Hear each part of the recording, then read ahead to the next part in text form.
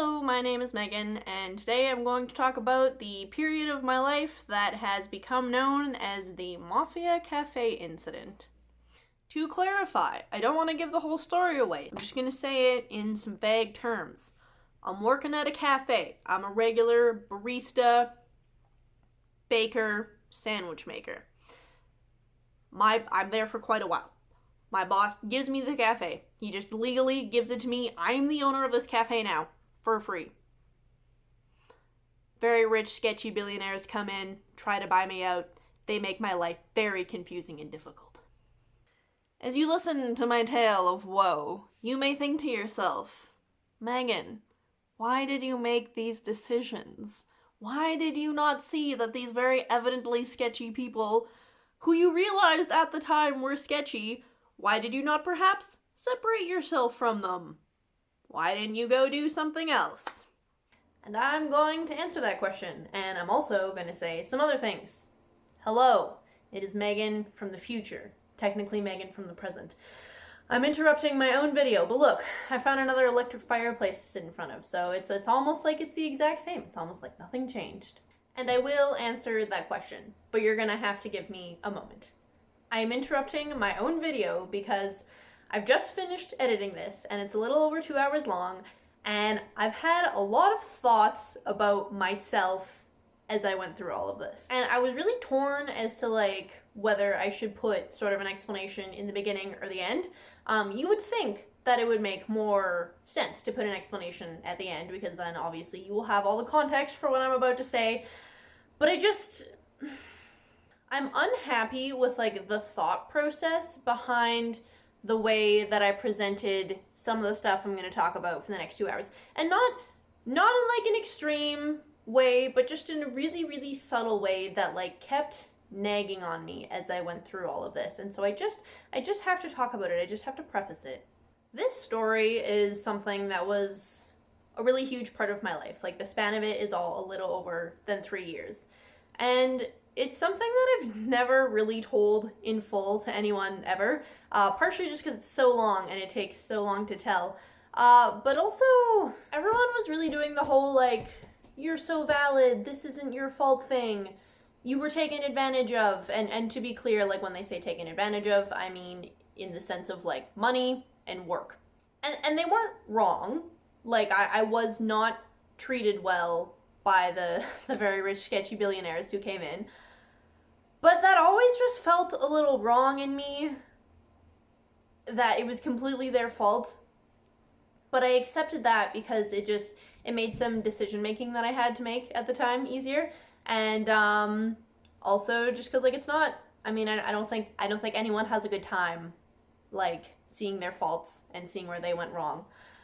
And I do acknowledge some places that I went wrong later in this video. It's not like I don't do that. But what I really think was the crux of what I did wrong, that's something that's it's hard to articulate, it's hard to put into words, and it was hard to realize what it was until I went through the telling of this whole story, which, like I said, I'd never really done before. This was just something that when it was over, I was like, thank God this is over. And I never really looked at it, in detail again. I only really looked at it when I had to, and sometimes I would just bring it up in, one sentence, because it's just sort of fun sometimes to be like, oh yeah, I used to run a cafe. But then obviously people ask me questions about that, and every single time I say it, I regret it, because I'm like, right, I forgot that I actually don't want to talk about this. Except for obviously right now where I've made a conscious choice to talk about this. But what it was that I think that I did so wrong, and that I can see more clearly now that for the first time I've told this story in full. I feel like I was in a constant state of lying, or not being true to myself. Cattail. The answer isn't really oh, what did I do wrong and what did they do wrong? This is gonna sound harsh, but I'll explain it. The answer is kind of just everything that I did was wrong. Just in the sense that I don't think that this is a path that I ever should have gone down. When you struggle with something in life, it's usually one of two things. One is that it's something that's meant for you, but there are certain hurdles that you have to get over, or you have to work really hard, or you have to push in a certain way, or you have to try different angles in order for it to work. And that's okay. It's okay to like work really hard at something and to push something if it's what's meant for you. But then there's the other way that things don't work out, and that's when it's not meant for you. But you're stubborn and you're obstinate and you just keep pushing and pushing and pushing for whatever reason, like whether you think that it's something that you deserve or something that you're meant to have, or like for me, like a lot of my pride and my ego and also like shame and guilt was wrapped up in this, and so I just kept pushing and pushing and pushing because I wasn't being honest with myself and I wasn't looking at what it was that I really needed to do to move forward in my life, which was like to heal myself and to work on becoming like a mentally well person. But instead, I thought that I had to like accomplish something of worldly value. And so I pushed and I pushed and I pushed to be like a business owner because that's what I felt was like the best thing that I could do with my life at that moment. And that doesn't mean that nothing good ever came out of it. Like I had lots actually of like really good fun experiences with it. And like I was able to provide a job for people for a time, and I'm fairly sure that they enjoyed working there. And so it wasn't all a loss, but like nothing ever usually is, you know, nothing is ever like full gain or full loss. Nothing is ever completely black and white. It's usually like a mixture of both. But the point is that I don't think I at any point was not to blame. And I just want to say that because like frankly it feels kind of freeing, because this whole time I thought that like I can never admit that it's my fault that I allowed myself to be in this situation, because then it would be like taking away the ways that I was wronged, and it would be putting all the blame on me.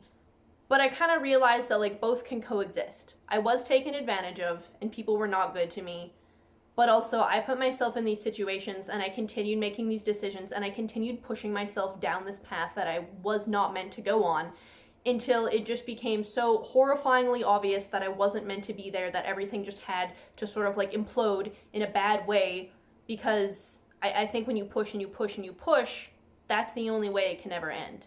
And also just that it's okay. It's okay for me to acknowledge that like this was my fault. I got myself into these situations. I made these decisions that did not go well.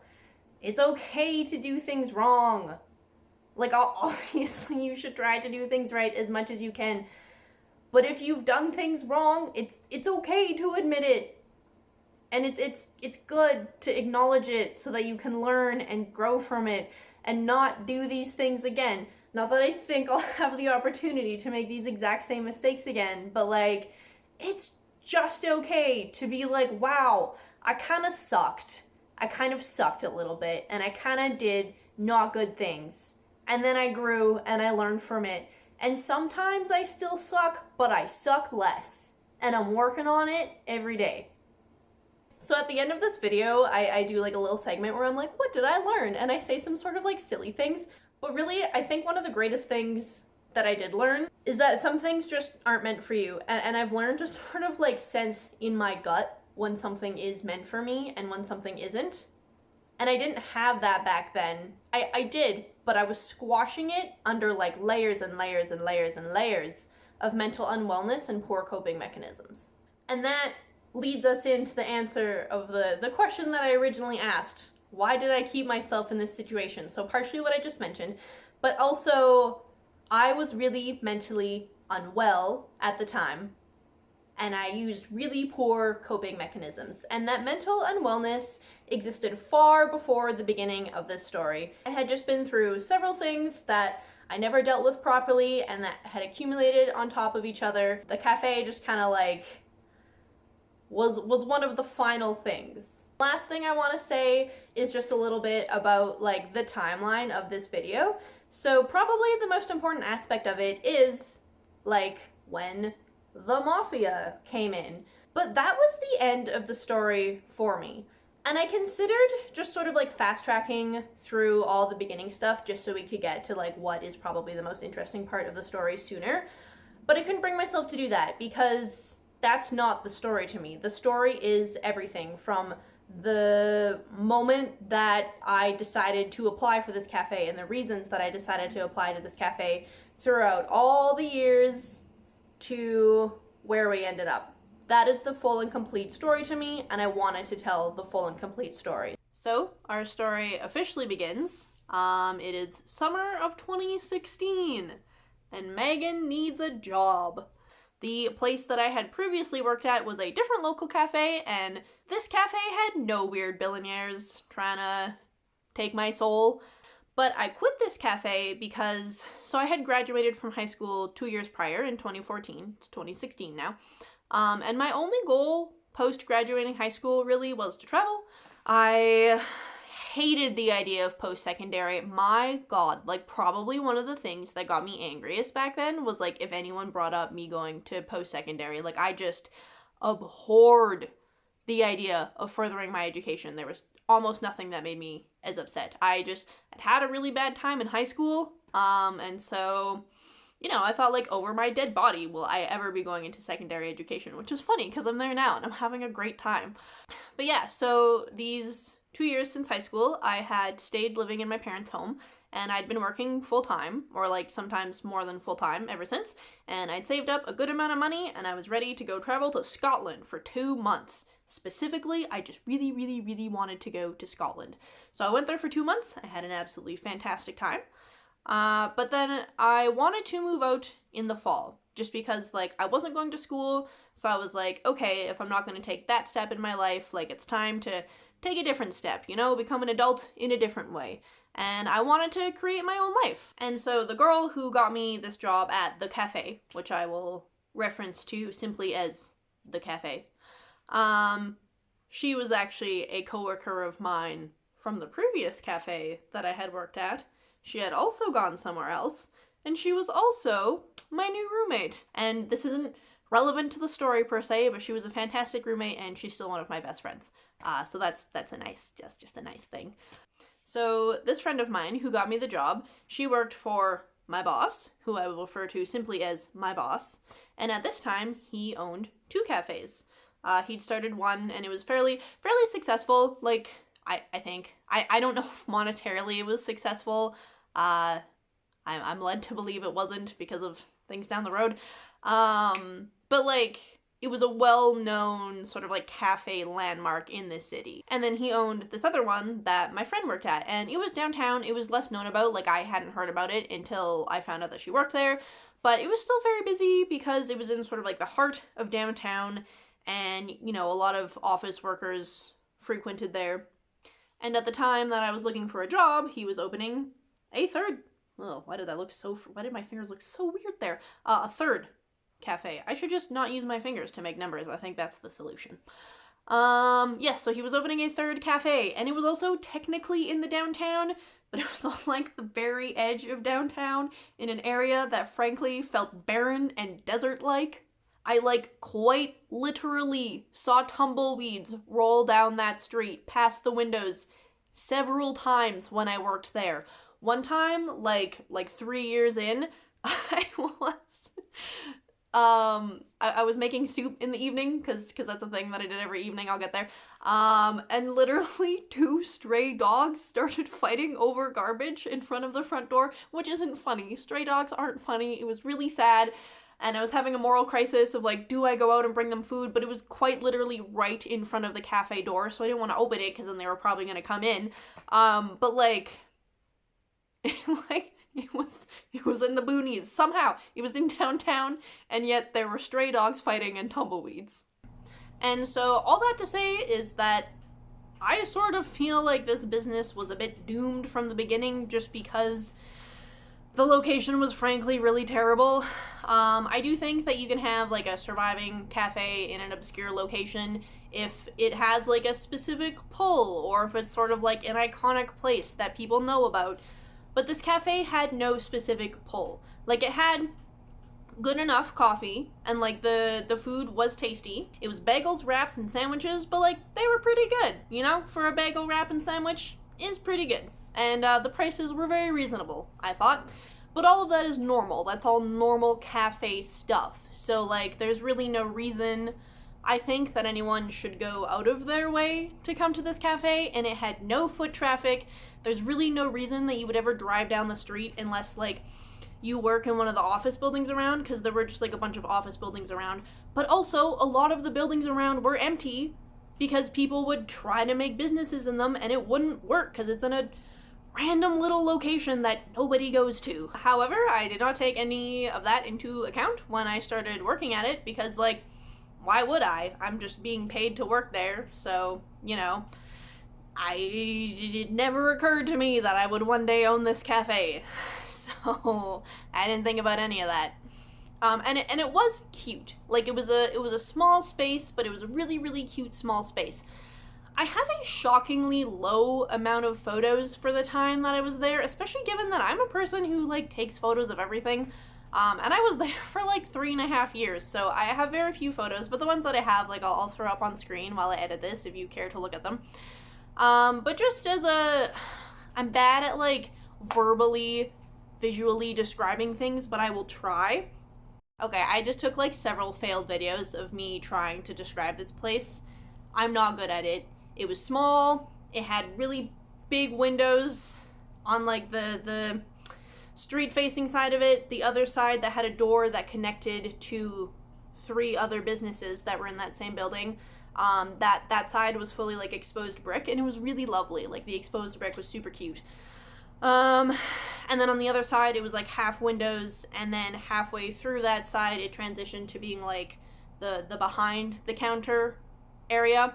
And the behind the counter area was quite small. It had, like, a big fridge, a sandwich making area, like, island in the middle where we would bake and do, like, the sandwich food prep and stuff. And then on the other side was the espresso machine, and then, like, the drip coffee makers were underneath the till, and then obviously there was the counter that had the till and where we would display the baking. And then there was this little corner behind a wall where there was, like, a freezer and a small space where we could put our jackets and stuff, but it wasn't a lot. That was always my, like, least favorite part about this cafe, space-wise, is that other places I've worked have a kitchen, like other cafes I've worked at, have a kitchen that is behind a door, so you can, like, go into a separate space to do your food making and your baking, and, like, also it's kind of nice to have a space where you can get away from the customers, but there was nowhere to hide here, you know? Like, you were always just fully facing in the front. Occasionally I used to just go into that little corner and I'd just, like, stand behind it if I felt like I just, like, needed a break from human beings, and then if I heard the door open, I'd just, like, pop out. But yeah, that was about it. And it had a bathroom. Obviously, it had a bathroom. The bathroom was unnecessarily large. I feel like we could have made more cafe space and less bathroom, but that's besides the point. And then there was a little storage space as well on the other side of the bathroom. And so my friend had told me that this new location was opening, and so I applied. I went for an interview at the original first location, and I was interviewed not by my boss, but by the manager of that location, which I feel like doesn't technically make any sense because she wouldn't be my boss because she wouldn't work at the new location. And she seemed very, very stressed when she sat down with me, and she didn't seem like she cared too much about what I said. She was just kind of like, okay, I see that you are, like, a, you know, capable enough person, you're hired. On my first day, I showed up and I walked in, and I felt really awkward, and there were just 2 girls behind the counter, and, like, they were both on their phones. Neither of them looked up, and so I sort of timidly went, like, hi, I'm Megan, like, I'm the new girl, and one of them was like, oh, hello, Megan, like, come back, and the other girl just, like, looked up from her phone for a second, and, like, did not acknowledge me or say hi to me, and just went back on her phone. And again, behind the counter was a really small space. It's not like you could really get around talking to people, so it was odd that she was just ignoring me, but that was my first ever experience there. And so these 2 girls, it turned out, were just there, like, temporarily. One of them, the one who was, like, kind to me, I believe that she was still working at the other location, but she just came here to train me, the new person. And then the other girl had worked at the old location and had quit, but just had, like, a week left of work, so my boss put her there to train me. And right from the get-go, that cafe was super dead. It did not get a lot of customers. I mentioned it was attached to a building that had 3 businesses in it. There was one on the bottom floor, second floor, and then third floor. They were like pretty much our only customers, but like there weren't that many people. Like they weren't huge businesses. It wasn't enough at all to support a cafe. There were a few people who came in for businesses around, but like it was so incredibly dead. What I remember of just those first few weeks was just silence, because there's just not enough conversation to fill in hours and hours and hours of working with someone, especially someone you've just met. I was also very, very shy back then, and the girl who was kind to me was also fairly shy, and like we got along well. I really like her, but like it was still just awkward silence, trying desperately to like find things to do to fill in the time of nobody coming in. Just a few notes on this other girl that I worked with. She did speak to me eventually, and she wasn't, like, unkind, but she just very clearly gave, like, no shits about that place at all. She had quit the job, and, like, she was done. It was always kind of cold in there, and I remember this one day, so she was sitting on a chair that we had back there, which is fine. But she had her phone propped up on the counter, and she was just, like, watching Netflix out loud. And then at one point she was like, I'm really cold. I have a sleeping bag in my car. I'm gonna go grab that. So she goes to her car, grabs a sleeping bag, throws a few, like, Hot Pockets in there, and just, like, wraps the sleeping bag around her, and is just sitting in this chair in a sleeping bag watching Netflix. And, like, yes, it was super dead, but we did have customers sometimes. And I imagine it would be quite odd to go in a cafe and just, like, see someone watching Netflix literally, like, fully in a sleeping bag. So, that was just strange. And I came, the local cafe that I had came from, that I worked at recently, it was busy all the time. And we were also, like, expected to, you know, be a good representative of the business in our customer interactions. So it was just, like, very foreign and weird to me at the time that she just gave, like, no shits whatsoever. Also, I didn't have a car. When I moved in with my roommate at the beginning of September, she had a car, and we used to split registration for the car and gas. So we would, like, split our time with the car. So once I moved in with her, I had a car to drive to work sometimes. But at that time I didn't, so I was biking to work every day. And I think on my third day, I, like, attached the bike. There was a chain link parking lot on one side of the building, and I attached my bike to the chain link fence with, like, a lock. And then at one point in the day, like, one of the office workers came in and he's like, hey, does anyone have, like, a blue bike? And I was like, yep, that's me.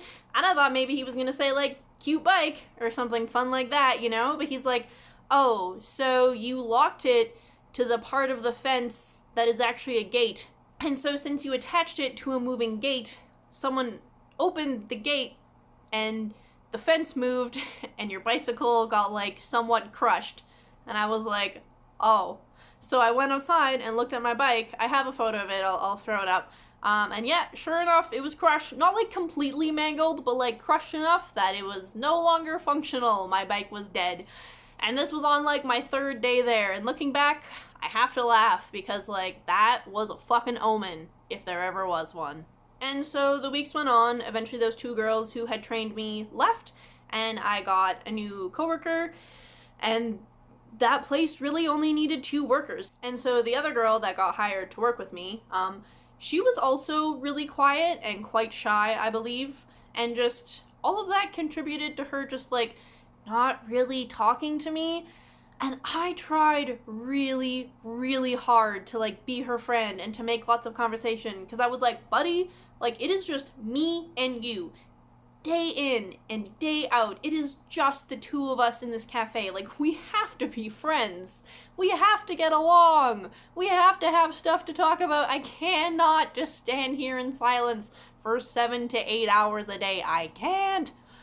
But it never really worked. Like, obviously, like, we would have conversations, but they would never really go much farther than, like, how was your evening last night? Oh, it was good. I did this. And sometimes she wouldn't even ask me back, so I'd just, like, volunteer information about my life, and she would not really respond to it. I do not want to, like, put any ill, like, will towards her. Very lovely person. But that's just to say that, like, the silence that was this cafe was pervasive. It was everywhere. I spent so much of my time there just in silence, because eventually you just give up on conversation and you're both just standing there baking or cleaning, or if there's no more baking or cleaning left to do, just on your phone, I guess, just in silence. Like I said, I didn't have a car. I did share it with my roommate, but I also walked to and from work fairly often. It was like a 30 to 35 minute walk, so that was also just a large portion of my time every day. And I walked there in all weather, man, like rain, snow, everything. And I'm from the middle of Canada, so like it's like 6 months of like really cold winter here. So I walked to the cafe in all of that, which has literally nothing to do with this story. I just wanted to mention that. Also, I think I mentioned that cafe was always really cold. I think this was largely because it was such a small space, and so anytime someone came through the front door, there was like quite a draft that would come in, and the draft kind of never went away because it was so small. There was just nowhere for it to go, I guess. So we had a dishwasher that we would do our dishes in, and in the colder months, we literally used to like huddle around the steam of the dishwasher trying to like warm ourselves. So it was me, this girl, the silence, and the cold. Also, occasionally, there was just this dude who came from the original location. He was doing a philosophy degree in university, and he was working at this cafe part-time, and he used to come, like, sometimes to cover our shifts. And also, he used to come sometimes to just, like, work for 4 hours with us, because my boss just wanted him to, I guess. Which doesn't really make any sense because we didn't need the extra workers. Like, 2 people to handle almost no one is enough. 3 people to handle almost no one is a lot. But he was very conversational, and so I was just thrilled every time he came because I was like, finally someone to talk to.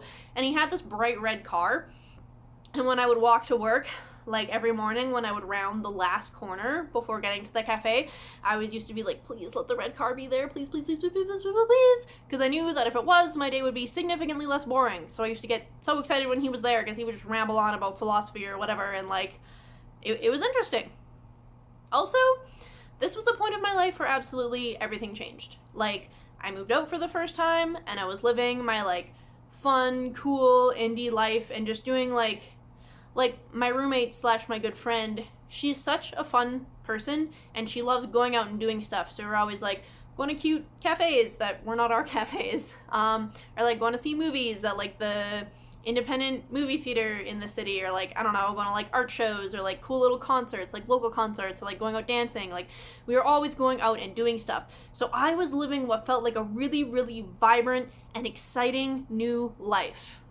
And then obviously the next new thing is, you know, this new job. Not only have I started like a new home life and a new like extracurricular life, but I have a fully new job. And then also, I had been dating the same dude since high school. We dated for about 3.5 years, and we had just broken up.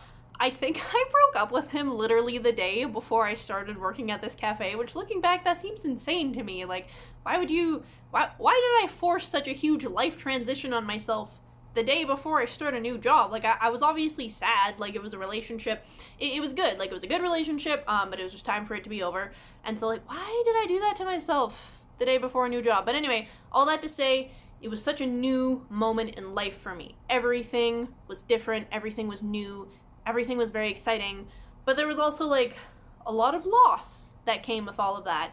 And so I have these memories because the morning shift girl, she left at 2 p.m., so I'd be alone 2 p.m. onwards, and sometimes she would leave early because, like, there was no one there. And so I have a lot of memories also of me, like, closing up the cafe and, like, sweeping the floor and mopping the floor, and at that point I've just been alone for what feels like so long, and I'd just be sweeping and, like, crying and, like, bemoaning all the things that I miss and the sorrows that I have, and how my life is so different and I don't know where I'm going, and yada yada yada. So, like, not only was it a very alone time, but it was also a very emotional time for me sometimes, because, like I said, I didn't want to go to post-secondary, but I was also like, what am I doing just working at a cafe, you know? Like, I have creative ambitions and interests, but, like, I don't know where I'm going in my life. I don't know what I'm doing with my life. A lot of the time, my life was busy, fun, and new enough that I didn't think about that stuff. But in the depths of the cold and loneliness of the cafe in the winter months, as I swept the floor that no one walked on, I had those thoughts. The all-consuming, what am I doing with my life? Where am I going? But scene set, talked enough about all of that. On to my boss. So I do not remember my first meeting of him, but I do remember my first impressions of him. My first impression of him was that he was very confused. Like, I remember him coming into the cafe and it was being super dead, and he was just like, oh, why is it so dead? Where are the people? Where are they? I don't understand. And I was like, well, like, have you done any advertising? Like, have you let anyone know that we're here? And he hadn't. He had done one interview with a local news station, but, like, they just wrote a small article on him, like, local cafe owner opens up a new cafe, and that was it. And also, like, I know I'm literally in journalism school, but I'm gonna say this: not a lot of people read or watch the news. It's just not a huge thing. It's just one news segment is not enough for, like, the whole city to know you're there. And he seemed to think that it was, and he also seemed personally offended that people did not know that the cafe existed, but yet he had done nothing to let people know that the cafe existed. There wasn't even, like, so there was signage on the outside of the cafe, but there was no signage that pointed out. So, like, even people who are driving by, they're not going to see it, because no one's driving down a street, like, looking at all the signs on all the buildings, you know, you have to watch the road. But even if there was something jutting out, like, at least that would, like, catch someone's eye. He had these words on the window. It just said, like, latte, cappuccino. Cappuccino was spelled wrong also, which was the bane of my existence for the whole time I was there. It pissed me off so much. It's like, if you're gonna put big decal letters on your window, for the love of God, please make sure they're spelled right. But also, all the items were in singular, which just, like, seemed odd. Like, it said bagel, sandwich, wrap. And I always just thought that was so funny. Like, yeah, if you come to the cafe, you'll find one bagel, just one. We only have one. No bagels, plural. One bagel. So I was like, you should advertise. You should pay for advertisements somewhere. Or, like, we should just print off a whole bunch of, like, present this coupon and get one free coffee, and just, like, send them out to, like, every business in the, like, a wide surrounding area. We should be, like, posting on social media. We should have dedicated social media accounts. We should have, like, a sandwich board outside that we can put on the corner advertising, like, a daily special. We should have a daily special. And he just was like, no, I don't think that's gonna work, to all of those things. Yet offered no ideas, just offered continuous annoyance at the fact that no one was there. And the thing is, there was a social media account, but it was for his original location, and he just had us posting our posts on that social media account. And I'm like, okay, well, people who follow that one are people who go to that original location, and, like, even if they see our posts, and even if they see that there's a new cafe, if they're already going to that one, why would they come to this one? It's out of the way, there's not great parking, etc., etc. And yet he refused to do anything. He was also just weird in the way he ran it. If, like, for example, one cafe was out of coffee beans, and I'd call him, I'd be like, hey, we need coffee beans. We're a cafe, that's kind of the main selling point. We have beans, and we make them into coffee, and then we sell it to people. That's, like, why we're here.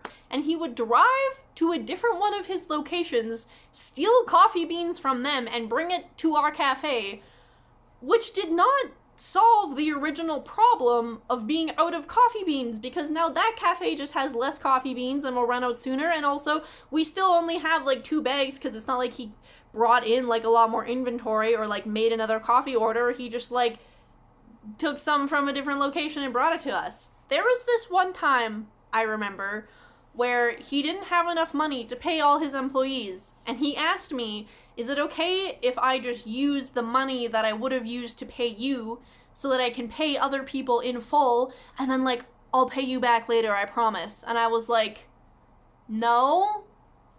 Like, I live paycheck to paycheck. I'ma need that to pay my rent. He also had this, like, very long table bench thing that was against like the brick wall, which I think would have been the best seating because that was the farthest away from the till, and like I couldn't see the people over there unless I like poked my head and looked around. And like personally, I don't really want the people working to be like watching me while I'm eating. So if I was a customer, I would have liked to sit over there. But it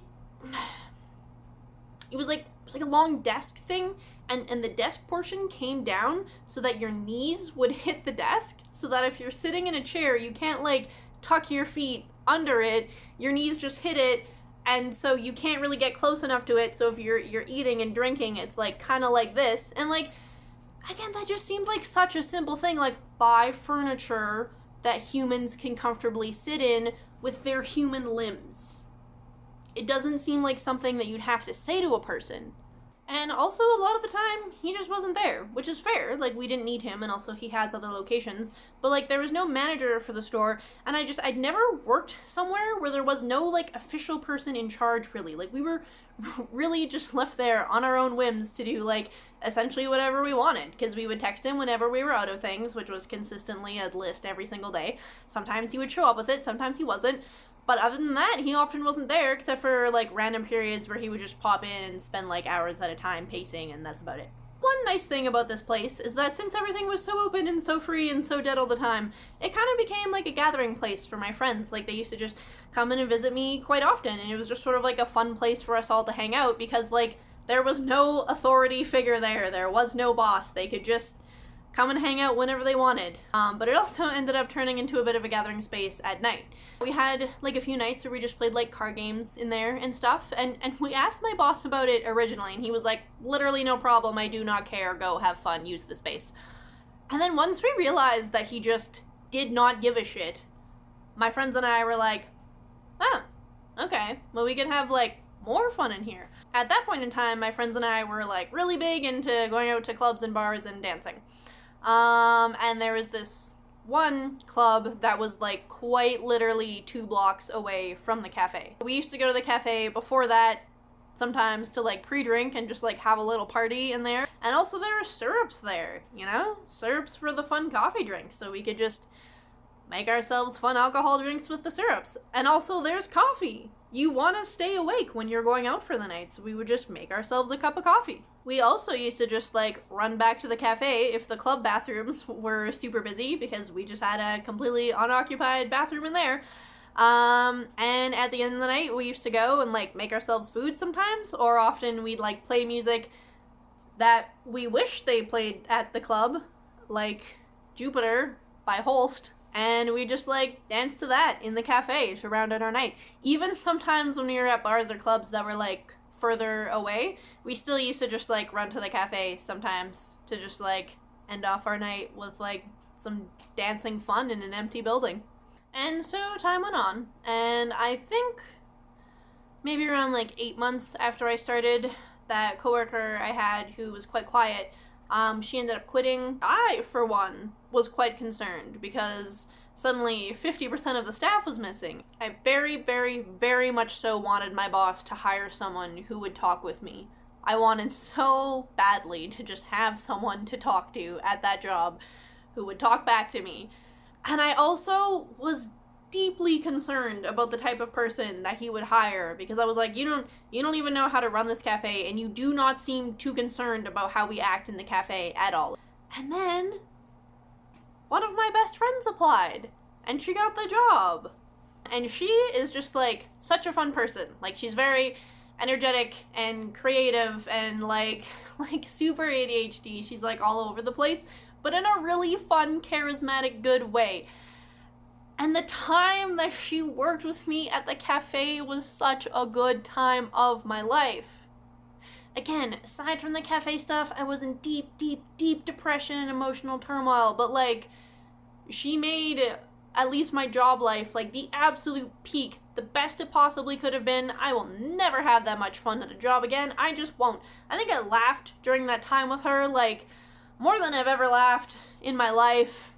We worked together really well. We were like a very good creative team, and I think obviously we had almost total freedom at that place, but I think when my boss saw how well we worked together, and the fact that so I haven't mentioned this yet, but I actually really cared about this space. Like, I'd already worked there for a while. It had become comfortable. It had sort of become a second home.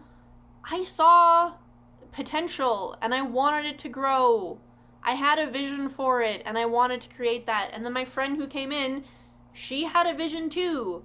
And I think when my boss saw that both of us were working together so well and that both of us had a vision, he changed his sort of attitude of like, do whatever you want, but in the parameters that I've set out, to like, I see now that it's two of you and you're sort of coming to me together, that you actually maybe do have some good ideas for like changing the cafe and bringing more people in, and like, yes, go forth, my children, spread the word, try to make the cafe better. And so slowly over time with her working there, I want to say she was there for about 1.5 years, we started to just sort of implement more and more of our own things. We brought in more of our decor. I've always been a big plant person, so I bought like a bunch of old and really cute like teacups and teapots, and I planted like little succulents in them and I put them around. She brought in some more like window decor, and this was quite a while into her being there. Like, it did take us a while for us to get our boss's permission on this, but we changed around the seating. We got rid of that weird huge desk thing that no one could actually properly sit at, and we went out and bought like a nice long coffee table, and we got like comfy chairs to put around it, and we had a bench, and we put like blankets and pillows on the bench, and we just got some different better seating, and we changed the arrangement to just make it like so much nicer. And like, people did comment on it, like people liked that. We created an Instagram page that was actually specifically just for our cafe, which should have been done from the first day that it opened, but we finally did that, and we like posted as often as we could.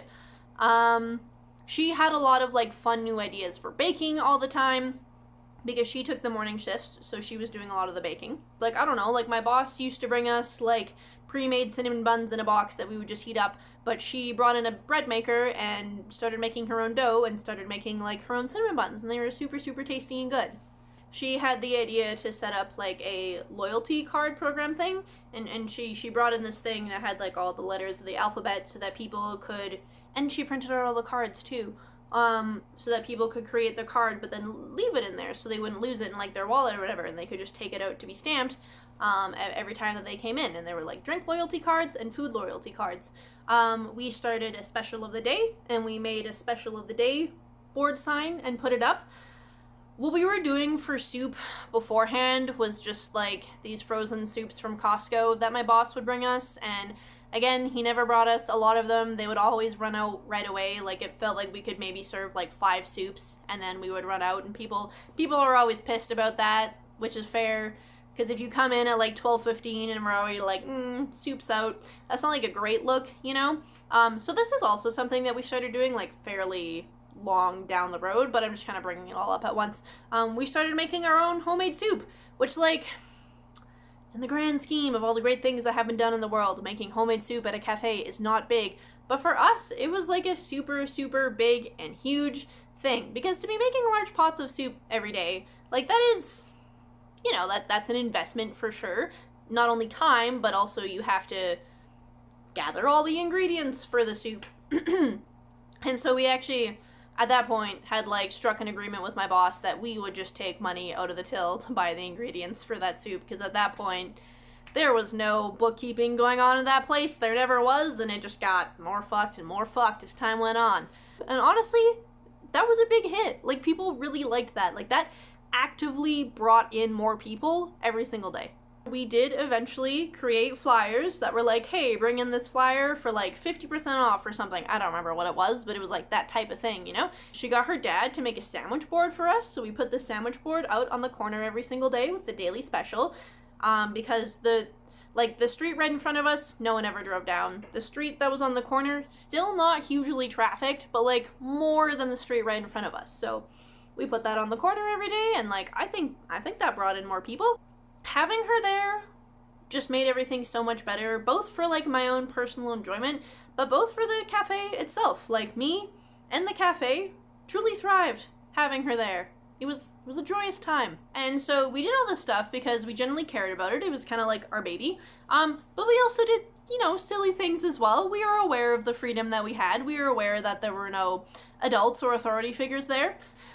So we did start trying to grow avocado trees along one of the windowsills. Just like we had a bagel that had avocados in it, and every time there was a pit, we just cut it in half and put it in a cup of water and try to grow an avocado tree. And we had like a lot of like false starts where they'd just like grow a little bit and then kind of stop.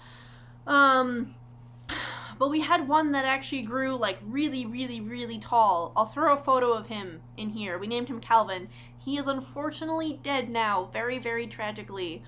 He was moved from the cafe to my friend's house after the cafe started to go but unfortunately he did not survive. Maybe he lived off of coffee fumes, I don't know. But our R.I.P. Calvin, he was really good. But also, sometimes in that tiny little corner that I mentioned earlier where the freezer was, we used to take naps. We would have milk crates laid out, and like we would put our jackets on top of it in the winter, and we would take naps in shifts when there weren't enough customers that it needed both of us. Because again, it was still like not the busiest cafe, but it did pick up in people over time. Like it was doing better than it was when I first started, and I had all those very, very quiet afternoons and evenings. It had picked up since then. So time goes on, and my boss is becoming less and less reliable. He is bringing us groceries less and less reliably, and we are both just getting like absolutely sick of being out of things at all times, but like us being the people who had to suffer the consequences for it, like us being the people who had to tell the customers and how the customers be angry at us, and him just like never being there, him just like having this cafe. And he paid us late all the time too, and so like not really being a great boss. And so slowly, like every time he would make one of his random rare visits to the cafe, we started pitching like more and more this idea to him of us taking like more and more control over the cafe. So eventually we had control over the coffee account that we would order coffee beans from and coffee syrup, and we would make the coffee orders, but like the invoice would go to him. And like we didn't abuse that at all. It's not like we were ordering coffee for ourselves. Like we were just ordering coffee so that it actually came like every week or every 2 weeks, like when needed to, and not just having him like bringing us a bag or two when he can. And we did take a little bit of liberty in the sense that like we ordered some fun syrups that he had never ordered before, but we did that to like make fun drinks, create really cool and fun seasonal drink menus. Which is also a thing that he never like did. We just always did that. We just decided to create seasonal menus because that is a normal thing that a cafe does.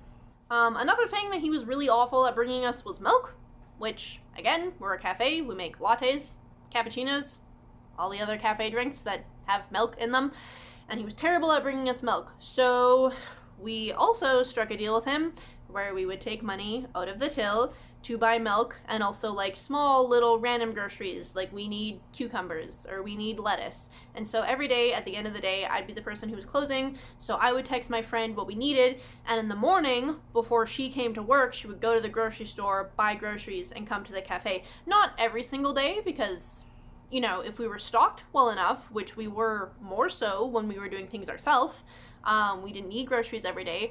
But yeah, we did also take on the responsibility of that as well. So we are, at this point, largely running this cafe ourselves. In all ways except for legally. And we are still getting paid, like, I think he was paying us slightly above minimum wage. I think. I can't quite remember, but like still not a lot of money. And it's getting quite stressful for my friend to like buy those groceries every morning, because it's just like a lot to do before you come in for your shift every day, especially when you are technically just a barista. And so I started thinking more and more about like all the dreams that I had for this place and all the things that I would have done differently had I opened up my own cafe. So this is where we are at. Me and my friend are awkwardly half running this cafe and half not, and essentially doing everything we can to make up for everything that my boss doesn't have in terms of being a boss. And in him, I can also see this sort of like franticness growing. Like, he visits us less and less, and when he does, he just seems on edge and like not particularly well. And we're like trying to get information about him, out of him, about like the status of the business, like how is it doing, and he never really has much to say, and we're trying to talk to him about like we can do this, this, and this, and he doesn't really seem that invested. Like, every time that we take over something new, every time that, you know, one more responsibility gets added to us, he just doesn't really seem to care. Like, we're like, hey, can we take over this thing? And he's like, sure, whatever. And it's around this time, when stuff had sort of culminated to us really doing a lot of the bulk of the work, that my friend decides to quit because she has finished her university course and she's off to like get herself an adult career job, you know? Which is fantastic, like, good for her. But I'm also obviously heartbroken because she has been my partner in all of this, and like it's just been so fun working together with her, and like I know that I'll never find anyone as good as her to replace her. But my friend also gives like quite a large amount of time before she's gonna quit. Like I think she gave like a month's notice. And during this time, we keep talking with my boss about like how we're doing so much and like what is it gonna look like when my friend leaves? What kind of person are we gonna hire? Am I just gonna be independently in charge of that? Are we gonna hire someone together before she leaves? Is my boss just gonna hire someone? Like, what's gonna happen? And I do not remember how the conversation came about exactly. Like, it's not like I have like a vivid memory of when this moment happened. I don't. But at some point in all these conversations, he said, do you guys want the cafe? And we were both just like, yep. Because at that point, we pretty much ran it ourselves. So like, why not just own it? So my boss straight up gave us his cafe. That's not a normal thing that happens. People do not usually get given businesses for free. And now, it was not a profitable business, but it was still a business. And it had assets in it. Like, espresso machines aren't cheap. He just gave it all to us. And so, during the last month that my friend was there, I slowly worked on legally transitioning everything over. And, okay, just for the record, I may have the timeline of events slightly skewed. In my head, I remember, like, my friend quitting, and then in that period of time, my boss giving us the cafe. But it is possible that he gave us the cafe and then she quit, which doesn't really change the story at all. But just for the sake of like total honesty and transparency, I just want to say that I don't quite remember which happened first, him giving us the cafe or her quitting. But they did both happen like very close to one another. So just two interesting things of note. I read through all my journals to essentially research on myself for doing this video because it was a while ago and I wanted to make sure that like I remembered, woo, that's my laptop light. I wanted to make sure that I remembered everything as accurately as I could. So on November 6th, 2018, I write in my diary, my boss's name gave me and my friend the coffee shop. Or almost. I don't have a bank account for the debit.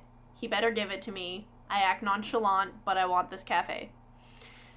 And then on December 29th, 2018, okay, so looking at these dates, it makes me think that he gave us the cafe and then my friend quit to go pursue her, like, real adult job. So my apologies for the mistaking in that timeline. Well, I started the entry by saying, I think my writing is getting worse.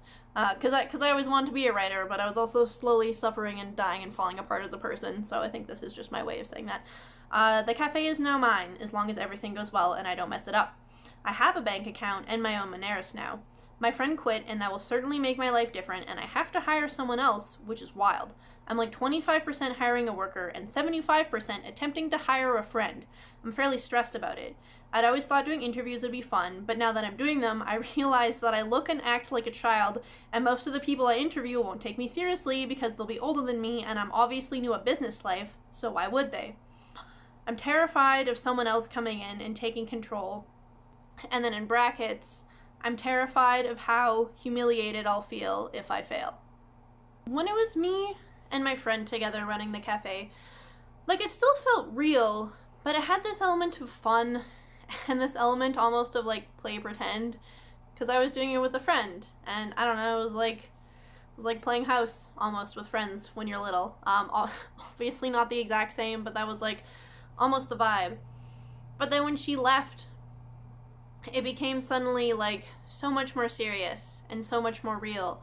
And I remember being really, really scared. And sometimes I envisioned it going well, but always in a very like fanciful, non-reality way.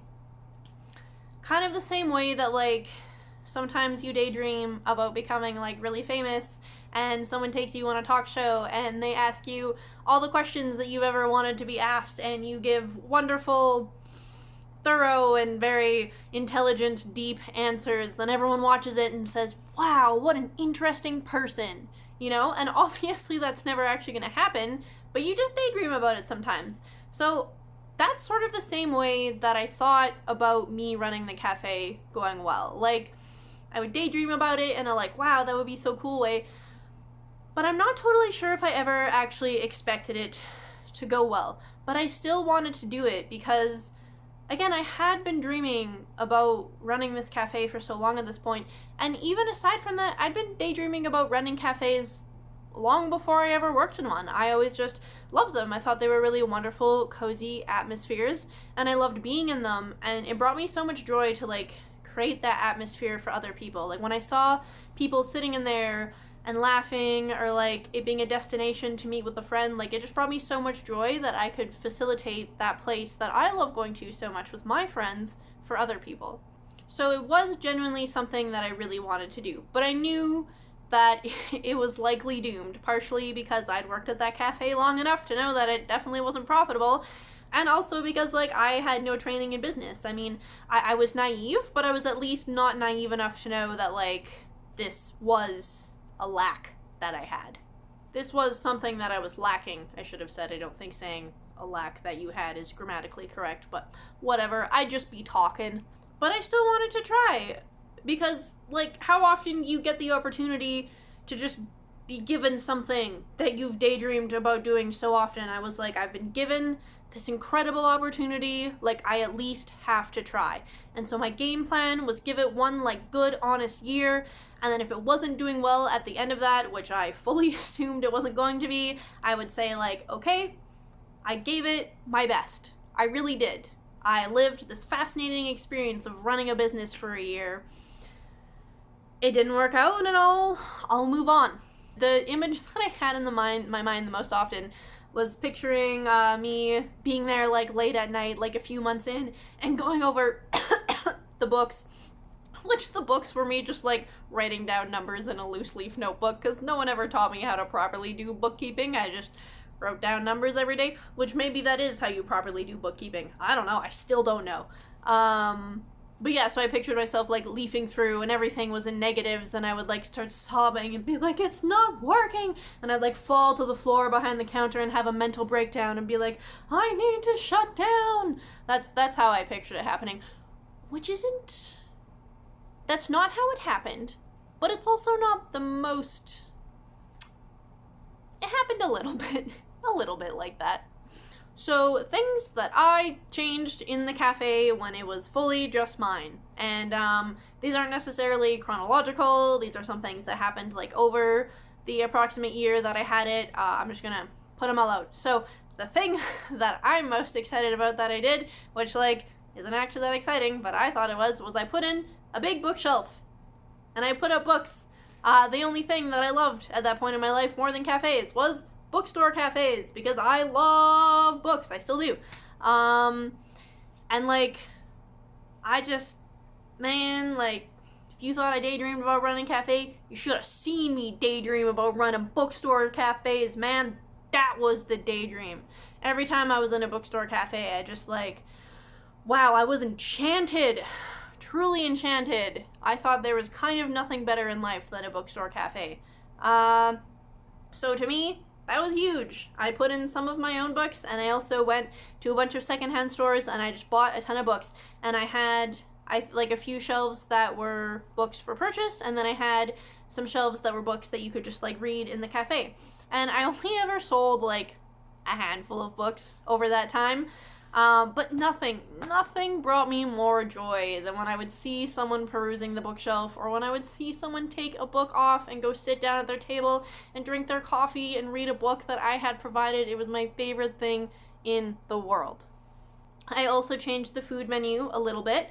I took off all the things. My friend and I had also been doing some of this already, but I took off all the things that, like, you know, the ingredients just weren't worth the amount of money that it cost. And I also added grilled cheese.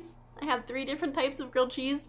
Again, not the most exciting thing in the world, but that was a really good point, or like a really big point for me. I was like, a cafe that sells soup and has books should definitely also have grilled cheese. And you know what? People were fucking psyched about the grilled cheese. People were pumped about it. People liked that. And I also just, like, really upped my soup game. I brought in, like, a ton of just, like, really fun, delicious, unique soups, and I had, like, a big rotating menu. There were lots of options. And I also made, or maybe me and my friend made this together, I can't quite remember, but Fun Soup Friday, where the soup that was, like, left over from the day Monday to Thursday, because we were closed on the weekend. I don't think I ever mentioned that. We were only open to Monday to Friday. I feel like perhaps that has become clear through my telling of the story, but we were closed on the weekend. So yeah, Fun Soup Friday was like, we would freeze all, like, just the rest of the soup that hadn't sold throughout the week, and then we would heat them all up on Friday. And so people could have the daily special, but they'd also have, like, 3 or 4 soups to choose from. Occasionally a soup would sell out, but, like, I made lots. I made sure that I had lots of soup every day so that soup didn't sell out, because this was unbeknownst to me at the time, but people are very passionate about soup. People want soup when they go into cafes, and they are upset if they can't get soup. It's a very big reality.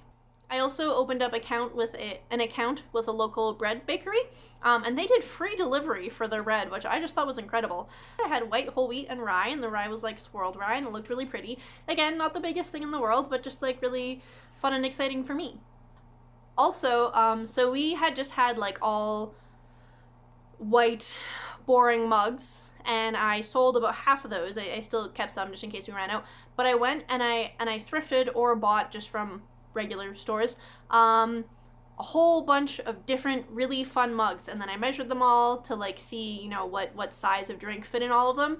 And so when people got their stuff to say, like, everyone got, like, a fun unique mug, and people also really loved that. And I also just became, like, very dedicated to customer service. Like, I worked really, really hard to create relationships with all of my regulars. And now, like, maybe it sounds bad, but now that I had, you know, the bonus motivation of this being my business, it did really motivate me to actually be, like, a good conversationalist with people, whereas before I was just kind of being, like, generically polite. And customer service isn't my forte. I'm not naturally very good at it, but, like, it went really well for me during that time. Like, I actually developed, like, really good relationships with some of my regulars, and I, like, kind of made friends a little bit. And this, again, is something not particularly important, but we had a Coke fridge with Coke products also, and my boss always just ordered, like, the weirdest and most inconsistent products for that fridge. So I started ordering, like, pops and juices that I know people really like, and I also started getting Jones Pop, which I didn't get from Coke. I got that from a wholesale club, but people really liked the Jones. They were very excited about. And so it's just these little things that, like, I know that people like, but he just somehow didn't seem to know. And is all of that enough to revive an already really struggling business? No, it's not. And location did play a really important aspect in that. But that year that I ran it on my own, and the year that I put a lot of focus on soup, much focus on soup, I did bring in more customers that had ever existed before, and there were a few months where we actually did profit. The first, I want to say 4 months, I don't think we ever did profit, but during the summer months, we did, and that was really exciting for me, because, like, I did that, you know? So, I did something. One really exciting and scary moment for me is when I went to the bank in November, I believe, to set up my own bank business account, and I remember going to BMO. I just picked it randomly. Also, it was in walking enough distance from the cafe, and it wasn't my bank. I didn't want my bank to know that I was doing this because I was afraid they would maybe have something to say about it. And so yeah, I just went to BMO and opened a bank account. But like, I had to schedule like an appointment and a meeting with someone, and I remember went to their office, and they were like asking me about this new business that I'm opening and stuff, and I just remember like not knowing whether I should tell the truth or not, like not knowing whether I should be like, yes, this is a business that I'm starting, or like, yeah, I'm an experienced person who's never been trained how to run a business, but my boss just gave me this cafe, so now I'm opening a bank account at your bank, and we'll see how it goes. I don't remember what I said, but I do remember feeling like, oh god, Megan, what are you getting yourself into, you know? But I did it. It was a cold, gray winter day, as I recall, and I did it. The next thing I did was to get my own business license and business number, which I just did completely online. And I put up the paper business license and the framed business license that my boss had before. And as far as I knew, that was all you had to do to own a business. You just had to apply for the business license, put the paper up so that there's proof, and that's it. I didn't know any better. And then there was paying rent. So when my boss gave us the cafe, we saw him a few more times, and then he just disappeared. And I could not contact him for the life of me. I tried and tried and tried, and I could not get a hold of him anywhere. And so I'm really in this on my own now. And frankly, when he talked about giving us the cafe, like, yes, he was giving it to us, but he told me that he would be there to help me and to teach me and to like coach me through problems. Like, his words, I'm paraphrasing, but his words were like, I see potential in you for running this. I want to see what happens when you're given like total reins, but like, I'll be there to guide you along. And then he just disappeared. So my friend has quit. My boss is floating somewhere in the ether. I guess he's not technically my boss anymore. I'm truly alone. But I still just had this cafe, so I was like, okay, I will do my best. I found out from that old coworker that I had, who was the one who drove the red car, who talked about philosophy. He was still, like, vaguely in some way, shape, or form involved, and he told me that I guess my boss had gone bankrupt and just sort of disappeared. So I think his cafes stopped running at that point, like his other ones. I'm not 100% certain on those facts. I don't know if anyone ever really was. It was all very muddled. I also, had put out we're hiring thing on various social medias, and I'd gotten a fair amount of responses, and so I conducted interviews. But there was this one girl that stood out. She was around my age, and she was just like super cute, fun, kind of like living a little bit of indie lifestyle like me. And yeah, she just seemed like she would fit the bill really well, because like I wrote in my journal entry, like, yes, I was hiring a worker, but I was also hiring someone, because like, it would just be the two of us, so I'd be spending a lot of time with the person that I hired, and I just wanted someone that like I could get along with, who kind of like saw my vision, and I could just have a good time working with. So I had asked her, like, if she was comfortable doing baking, because I was looking for someone to work the morning shift, because as the person who was buying everything for the cafe, that would just work best for me, because then if I worked the closing shift, I could, figure out what we needed at the end of the day, buy it in the morning, bring it into her. So I asked her if she was comfortable with that, and she was like, yeah, absolutely, I love baking, I've done it before, and like, none of our baking was particularly complicated, it was just your normal, like, cookies, muffins, scones, but I was like, but you have creative freedom. If you feel like experimenting with other stuff once you've made like the basics, please feel free. But also, you don't have to.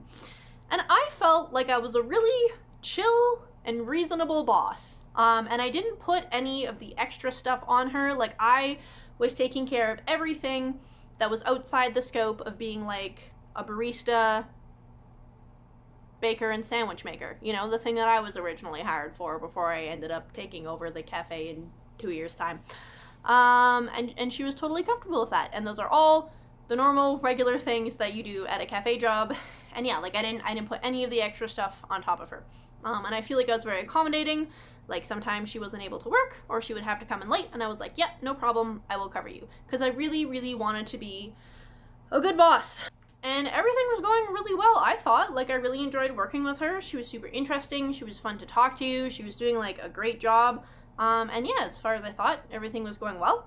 And then one evening I'm at home and I have to do a Costco run because I had to do Costco runs and wholesale club runs like probably like 3 to 4 times a week. And then in the evening, I would come in, like I'd normally like work till 5:30, whatever the closing. I'd go home for a little bit and then I'd come back and I'd spend a few hours making soup in the evening. It did not have to take me a few hours to make soup, but I'd usually just like throw on a show while doing something. And I am one of those people who like, you know, I have shows in the background and I tell myself that I'm not going to get distracted, but then I do get distracted. But I also didn't want to just be like making soup in silence. So yeah, I would do that. But anyway, so I was sitting at home and I was just kind of like resting from the day before beginning my nighttime cafe running things. And I get a text from her being like, hey, this job is really overwhelming for me. I'm so sorry, but it's just too much in my life right now. I can't do it. I quit. And I was devastated.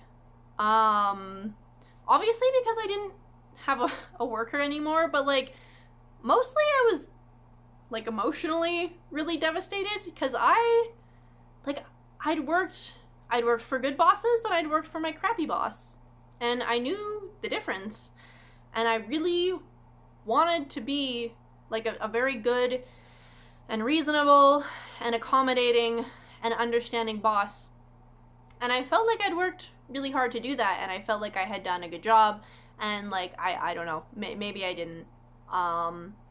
But yeah, I was so sad, man.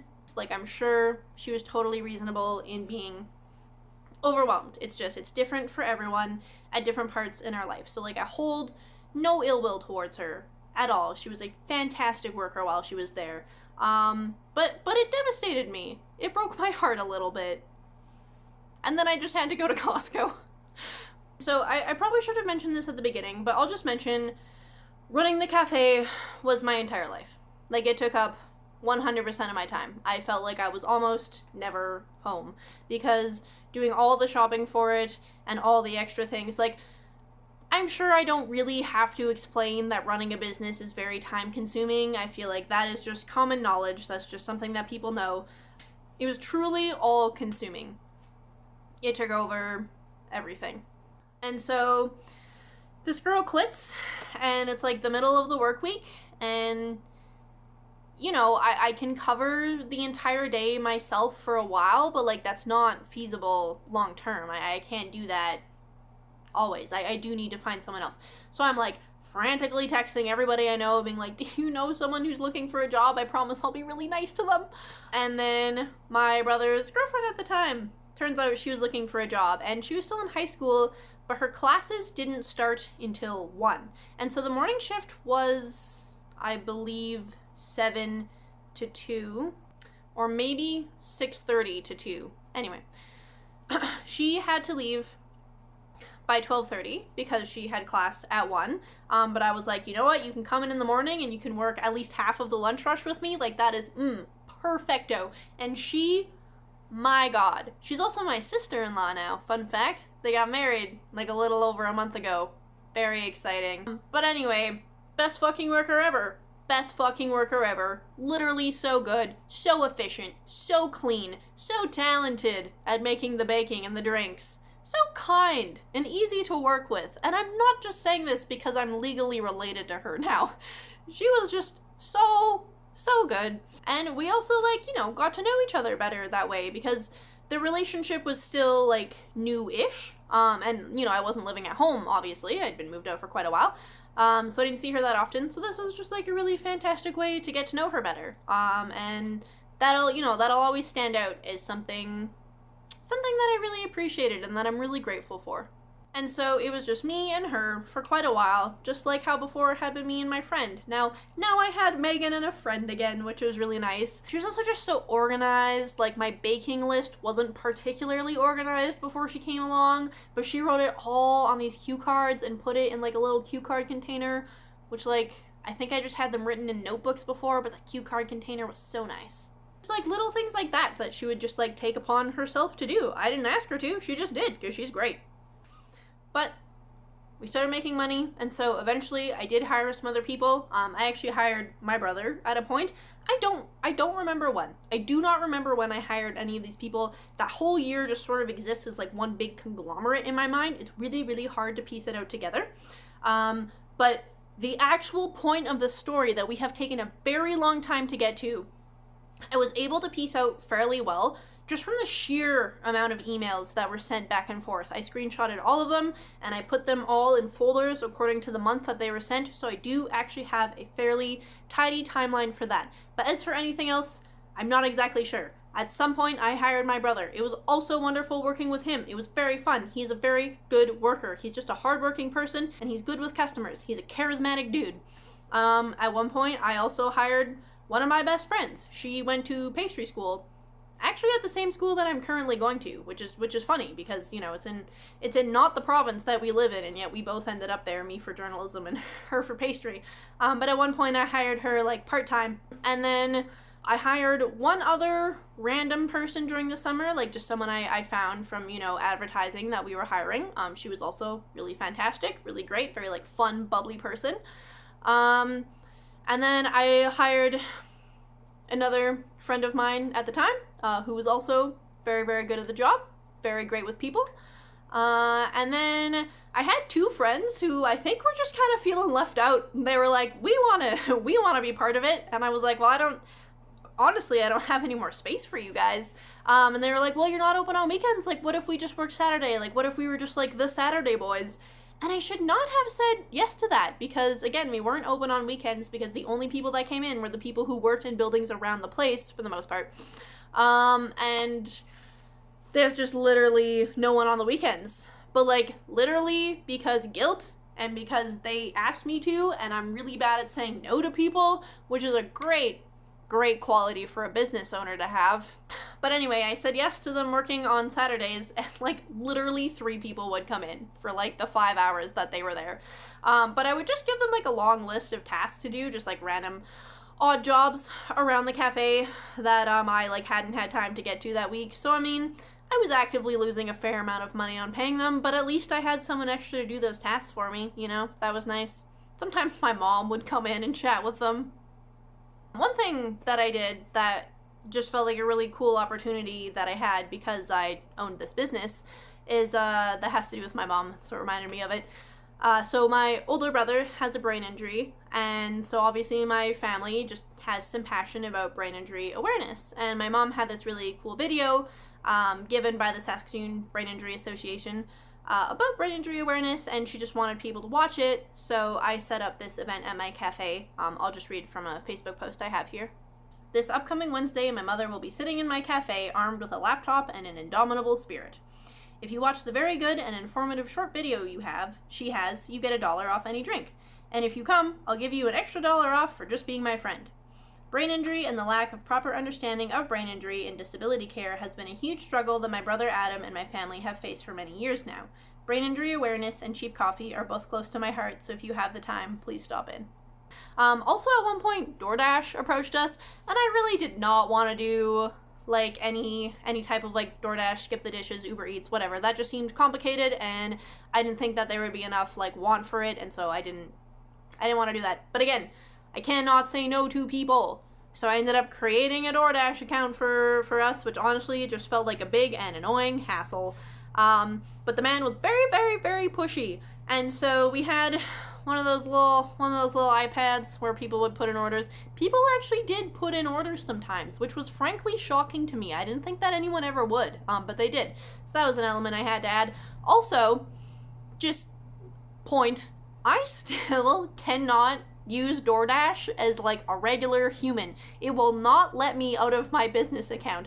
I have tried telling DoorDash so many times that I don't own a business and I don't want to be using my business account. I just want to use DoorDash to get food to my house. I'm permanently banned from Skip the Dishes for reasons that I don't understand. It sounds worse than it is.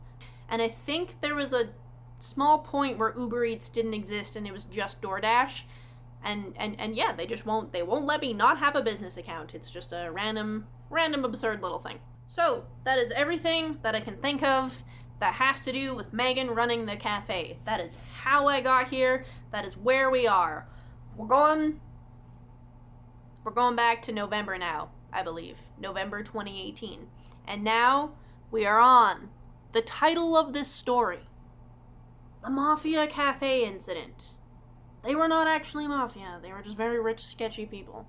We're going to see a lot of mysterious glow on my neck now because I will be reading screenshotted emails from my laptop. Also, I lied. We're starting in December of 2018, not November. So, this first email that I will read out to you. I apologize for, reading from the screen. So, a lot of these emails and a lot of the content from these emails was stuff that I frankly did not remember. Like once I read these emails and the memories started coming back to me, I was like, oh yes, oh my gosh, that. But a lot of this I didn't remember. So I thought that my first interaction with the sketchy billionaires was like April or May. But it turns out my first interaction was during the time period that I was actually only just transitioning the cafe over to myself. So this is sent on December 18th, 2018. Hi, name of person. My name is Megan, and I manage the name of the cafe. Name of my boss and I had reached an agreement that we would slowly transition the cafe to me, and over the past few months I have put a lot of work in to make that happen. I have not spoken to my boss, but his accountant texted me and told me he sold his interests to you. I do not know what's going to happen to me and my cafe that I have put so much work into. Please get back to me as soon as possible with at least any more info than I currently have, which is almost nothing. Thank you, Megan Lett. So this was during the time that I guess my boss filed for bankruptcy that I only found out about a while later. And that person emailed me back and said, just letting you know, I was Assisted Living Water Investment Corp for the share transition. My boss took a 100,000K loan from Living Water and promised with shares transfer. Therefore, we are just transferring the holding company's share. You can still run your cafe. Did that make sense? I don't really think any of that made sense to me at the time, but I think I just kind of took it as like, alright, cool. I still don't know where my boss is. I don't know who owns these things. I kind of was under the impression that, like, I just owned the cafe, but now maybe, like, someone has shares in it, and I'm very confused about that, and that was never made clear to me. I don't think anyone did, but, like, I don't know, but he said I could keep running the store, so just gonna keep running the store. And now the next email that has anything to do with the cafe is from February 19th, 2019. This is also a funny thing that I just forgot about until I read the email. So it's from me. Hello, my name is Megan, and I am the person who is currently taking over for my boss at the cafe downstairs. I had spoken last week to someone at this business about paying a month's worth of rent that my boss owes, and I haven't due to the fact that I had ordered a book of books from my bank, and it's taking much longer for them to arrive than I anticipated. Sorry, I'm tripping over my words a lot. That's true. That wasn't an excuse. I actually just ordered checkbooks, and I thought they'd be there in like a day, and it took like weeks. I was just wondering if it would be okay if I paid in cash, and if not, possibly e-transfer, and if neither of those work, I will send the check as soon as I receive them. Thank you, Megan. So that's something I forgot about. When I took over this cafe from my boss, he just had like several debts to several companies that he owed. It was wild, and I just had to like pay them all off, so maybe that's why he gave it to me. I don't know. In the end, I don't think he saved anything from that. Oh yeah, something occurred to me today. So he filed for bankruptcy, and when you're bankrupt, like they take all your assets, equal to the amount that you owe. And so maybe he was trying to save some of his assets by like giving the cafe to me during the time that he was bankrupt, and then like when he was out of bankruptcy, he could like take them back and sell them. Maybe that was it. So this is now March, and I am again contacting this mysterious person that my boss's accountant told me he had given his stores to. So here's the email there. Hi, person. My name is Megan, and I am the person currently running the cafe. However, I have not signed any contract, so I have no legal right to anything in the store, like the assets, etc.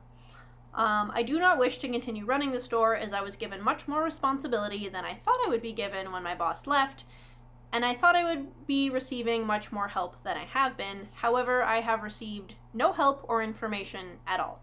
The cafe does not make any money currently, and I am hardly paying myself anything in order to keep the cafe running. This is true. And yeah, I know I spoke a lot about how I was like very excited for this and I wanted to make it my own, but again, I had thought that my boss would be like involved in the process, but he just left, declared bankruptcy, and I never saw him again. The business that my boss rented the cafe from has expressed an interest in purchasing the cafe. And by purchasing the cafe, they would be purchasing like the assets of the cafe. Like I was paying them rent, so it's not like it was a building that I owned, but they would just be purchasing like all the equipment. That's what they mean by purchasing the cafe. I believe it would be in your best interest to sell whatever equipment you or blank owns in the cafe, as even if you begin to be involved in the running of this cafe, you probably wouldn't make any money off of it. If you're interested in this, you can contact person's name from business name at email.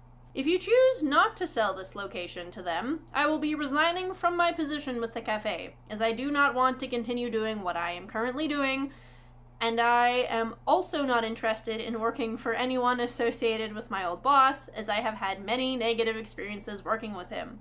I am the only person working at this cafe who knows anything about running it, so if I quit, the cafe will have to close. I hope to hear from you soon, and hopefully we can set up a meeting with person's name and discuss further. Thank you for your time, Megan Lett. Something that occurred to me as I read through all of these is that I was pretty shit at sending emails. I don't like any of the tones I used. Not professional at all, and also my sentences were way too long. It's hard reading them back. Anyway, I'm also like not saying anyone's name. It probably doesn't matter, but better safe than sorry, right? So sorry about that. I know that's like annoying and somewhat confusing.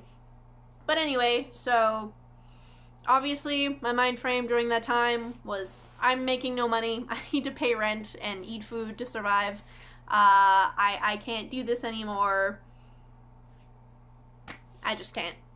And so the person mentioned who was interested in buying the cafe, he was someone who worked at one of those businesses that was connected to the cafe, and they all really liked me, and they really liked what I was doing with the cafe, and so when they were talking about buying it, they wanted to buy me too, and they would have been very good, great, and fair bosses, and I'm sure I would have had a good time working for them. Also, I said I'm not reading out names. I did read out the name of, like, that company that the mysterious person who bought out my boss worked from. I think it was like Living Sky Waters or something. That company no longer exists, which I know very, very well, because I actually tried to get a lawyer to find them. So that company isn't real anymore, so I figure no harm in saying it. And so that email was never answered. The next email is from a few days later, and it's me contacting the person from the business attached to my cafe who wanted to buy it. And so I say, hi. A man came into the shop yesterday who said he is the billionaire's messenger or something. I told him that you wanted to meet with the billionaire, and he said he'd see him this weekend and set up a date then. However, I do not think it would hurt for you to reach out to him anyway if that's something you'd be willing to do. Then the person who wants to buy the business emails me back and says, Megan, any luck in getting a response from the billionaire about a meeting? It's in their best interest to get a meeting in the next week, as the situation cannot go on and on. If you want me to reach out to the billionaire, just let me know. Thanks again, his name. Also, to be clear, we're not calling him the billionaire. That's just what I'm using in place of his name. So this is an email, again, to the person who wants to buy the cafe in my building. So hi, person, latest update on this situation. I inadvertently had a short meeting with the billionaire today, as he showed up at the cafe without giving me a heads up or anything. I told him you wanted to purchase the cafe from them, and also that this situation needs to be resolved ASAP. I also asked him if I could run up to your building and see if you were free to meet him, but he fairly adamantly declined. I am sorry about that. Anyway, I gave him your email address and impressed upon him as well as I could that he should contact you and resolve whatever it is that is happening. Thank you, Megan. He says, "All good, Megan, and thanks for trying. Do you know if the billionaire realizes the debt associated with the coffee shop? I will send him an email asking for a meeting. Let me know if they reach out to you again, so maybe I can join in if it's for a meeting. Talk soon." And then I say to him, "Yes, I showed him the bill that has my old boss's debts, so he is now aware of it. I will continue trying for a meeting and let you know." And so that's the end of that particular correspondence and that particular conversation.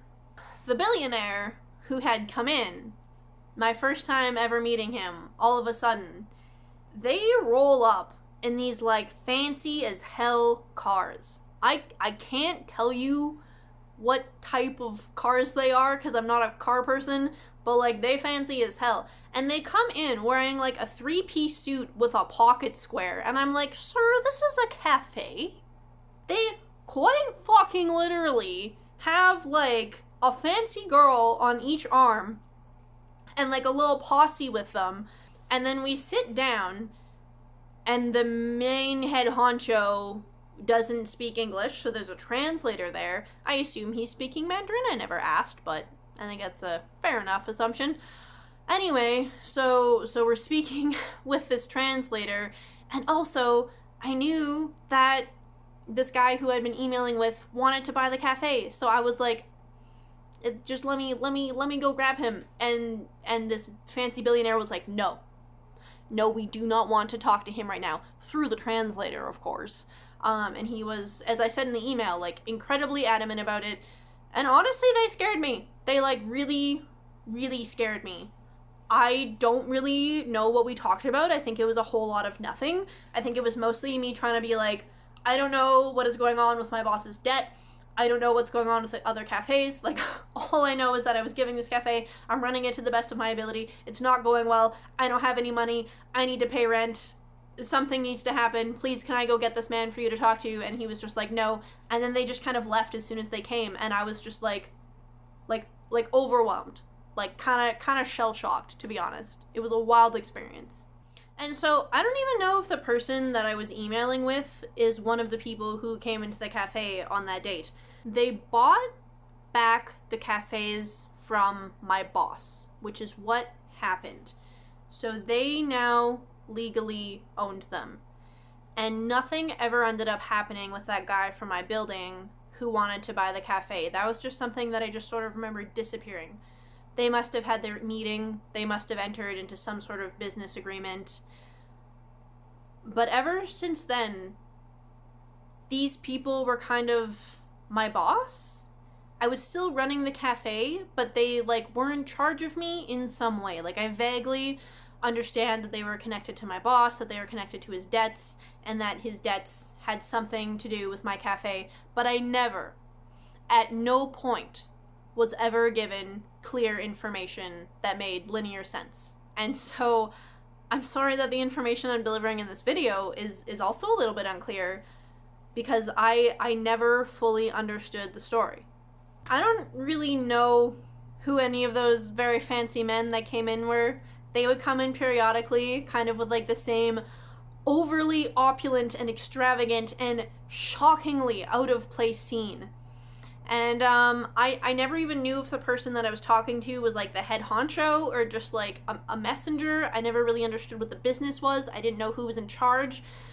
But eventually they started sending this refreshingly normal man who, okay, I have to give him a fake name because I can't keep saying that person. I'm going to call him Arthur for no reason. Just Arthur. So they started sending me Arthur. And so Arthur starts making their pitches to me. And essentially, they were a group of billionaires who wanted to own like a fleet of cafes starting in Saskatoon, Saskatchewan, and then like going through Canada. And like their idea was to buy all of my boss's old cafes and transform them and start like a bustling franchise. And like, I don't think that's how it works. I think like a lot of franchises, the way that they work is there's one successful business and then that person is like, whoa, I could open another business. And then that just grows and grows and grows and grows. Does anyone create a business like starting out by making a franchise or a chain? Anyway, it turns out that they want they also want to like buy me out and have me like lead their first legion of warrior ants in these cafes. And we have these like weird fucking confusing business meetings about like taking over Starbucks and taking over Tim Hortons and like what we have to do to be like the next big cafe. And I'm like, you can't take over Tim Hortons. You can't take over Starbucks, especially not with an already dying company. Like, and I'm like, what was the point of even buying these cafes if you just plan on like kind of scrapping everything and starting from the beginning? Like, I'm so confused. But when they came in, they said, in order to like keep you running, to keep this cafe that you've put a lot of work into that you now want to leave open, we will pay your rent for you. And so through that, you will be able to keep the cafe open and to pay yourself. And so even though in that email I was like, I'm done, I'm out, I'm quitting, I still wanted it in my heart of hearts. I still wanted it to give it like my year go. You know, it'd only been like 4 months at that point. So I took that offer. I took that offer in which no real contract was ever signed. There was a contract signed later. We'll get to that. To keep running the cafe. And like what I thought was gonna happen is that we were gonna slowly transition to like opening a new cafe that I would manage. And they said they would pay me well. They said they'd pay me like $21.24 an hour, which is very random, but that was almost double the amount of money that I'd ever made, so that sounded pretty fucking good to me. And I was like, even if working with them is awful, like, I'll just do it for a while, I'll save up some money, and then I'll like have the opportunity to do something else because I'll actually have money saved for once in my life. So their first step in training me to be the manager of their legion, their coffee fleet, was to send me to coffee training school. And they essentially were just like, find a really good school somewhere in Canada, we'll pay for your flights, we'll pay for your accommodations, we'll pay for your food while you're there, just pick it out and send us the bill. And so that was exciting. I was super pumped about that. I found this really cool coffee school in Vancouver, which like, Vancouver is such a cool city. I'm pumped that I'm getting paid to go there. And it was just a weekend long course. I believe it was Friday, Saturday, Sunday, like full days. And so since they were just like, yeah, pick out somewhere and we'll foot the bill, the first Airbnb that I picked out was literally like a full house. Because I was like, it's their money that they clearly don't care about. I may as well. And then Arthur got back to me when I sent him the Airbnb, and he was like, maybe I'm wrong, but I think that you maybe don't need an entire house just to yourself for a full weekend. And I was like, you're so right. I was just shooting for the moon. So then I found such a cute apartment, such a cute little apartment, like really high up. It had like a great view of the mountains, and it like was just the cutest, most colorful place. And honestly, it was still pretty large. And it was still far more money than I would ever spend on an Airbnb for myself. But he was like, yes, that's totally reasonable and good. Yeah. Like it was just, it was such a cute, colorful place. I'll see if I can find photos of it. But, yeah. And they paid for my flights. They paid for like my cab fare while I was there. They also said they would pay for all my food. I did a stupid thing. Like I was supposed to keep all my food receipts, and then I didn't keep all of them because I felt embarrassed about the amount of food that I was eating, and I felt it was unreasonable of me to ask for them to pay me back for that, which doesn't make sense because I wasn't eating an unreasonable amount of food. I was eating like lunch and supper, but for some reason I like just was too embarrassed to send them all those receipts, so I didn't. And then I remember after the trip, Arthur was like, Megan, did you eat while you were there? Like, where were you getting food? These receipts are not enough food to keep someone alive for a weekend. And I just lied and said that I had family in Vancouver and that I, like, visited them and that they fed me. Why did I do that? I don't know. So I did end up forking some of my own money for this trip. I think I also paid for some of the cab fare myself because the Airbnb that I rented, I grew up in a small city. I'm not used to cities being big. It was way farther from coffee school than I realized it was, so the cab fares were way more expensive than I realized they were going to be, and I also felt embarrassed about that. Again, they literally told me, like, here's money, take it, do your thing, and for some reason I was like, no, I couldn't possibly, Anyway, coffee school is pretty cool, actually. I learned a lot. The guy who ran it was kind of like a curmudgeon-y, but very like passionate and eclectic and interesting older man. And I really loved his vibe. He was deeply passionate about coffee, very, very upset about how the world views coffee. To like a degree that is very possibly way too intense, but I loved the intensity. I ate it up. I was like, yeah, man, like, I don't know, it's really cool when people are passionate about anything, and he was so fucking passionate about coffee.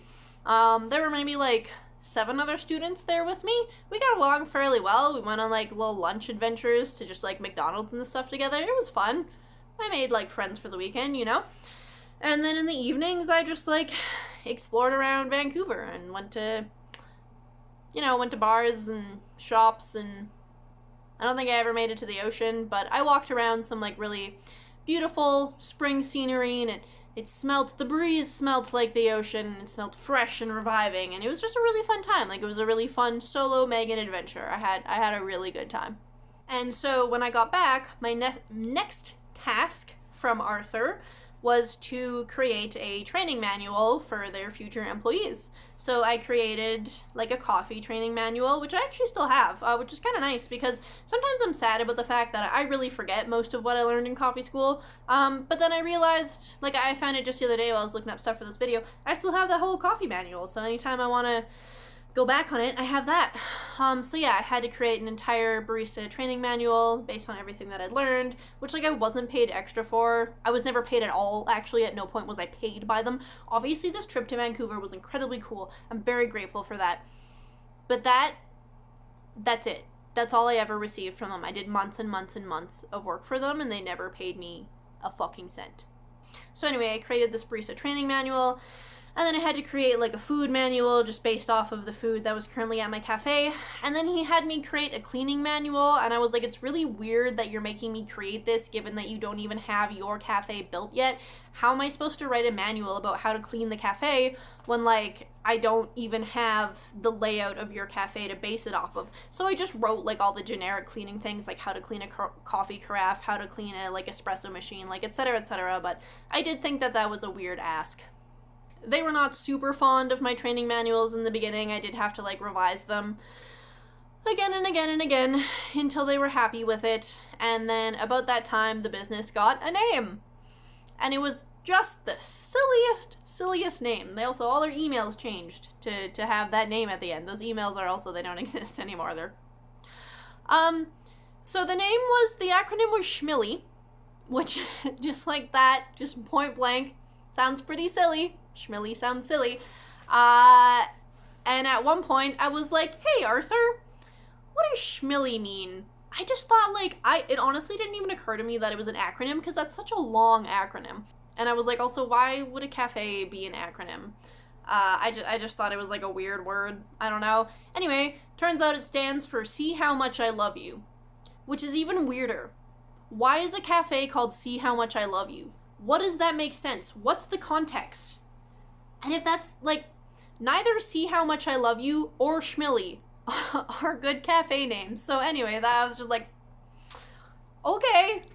And so then we get into more planning for the new cafe, and I have to go over to Arthur's apartment all the time for these, like, coffee tastings, and, like, we keep trying, like, new random desserts that were just, they were very out there. I don't even know how to describe them. I don't know what these people were going for.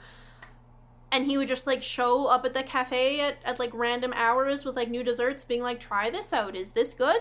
And like the times that I had to meet him at his apartment, he was a nice person. He was just like a spokesperson for these very, very rich people.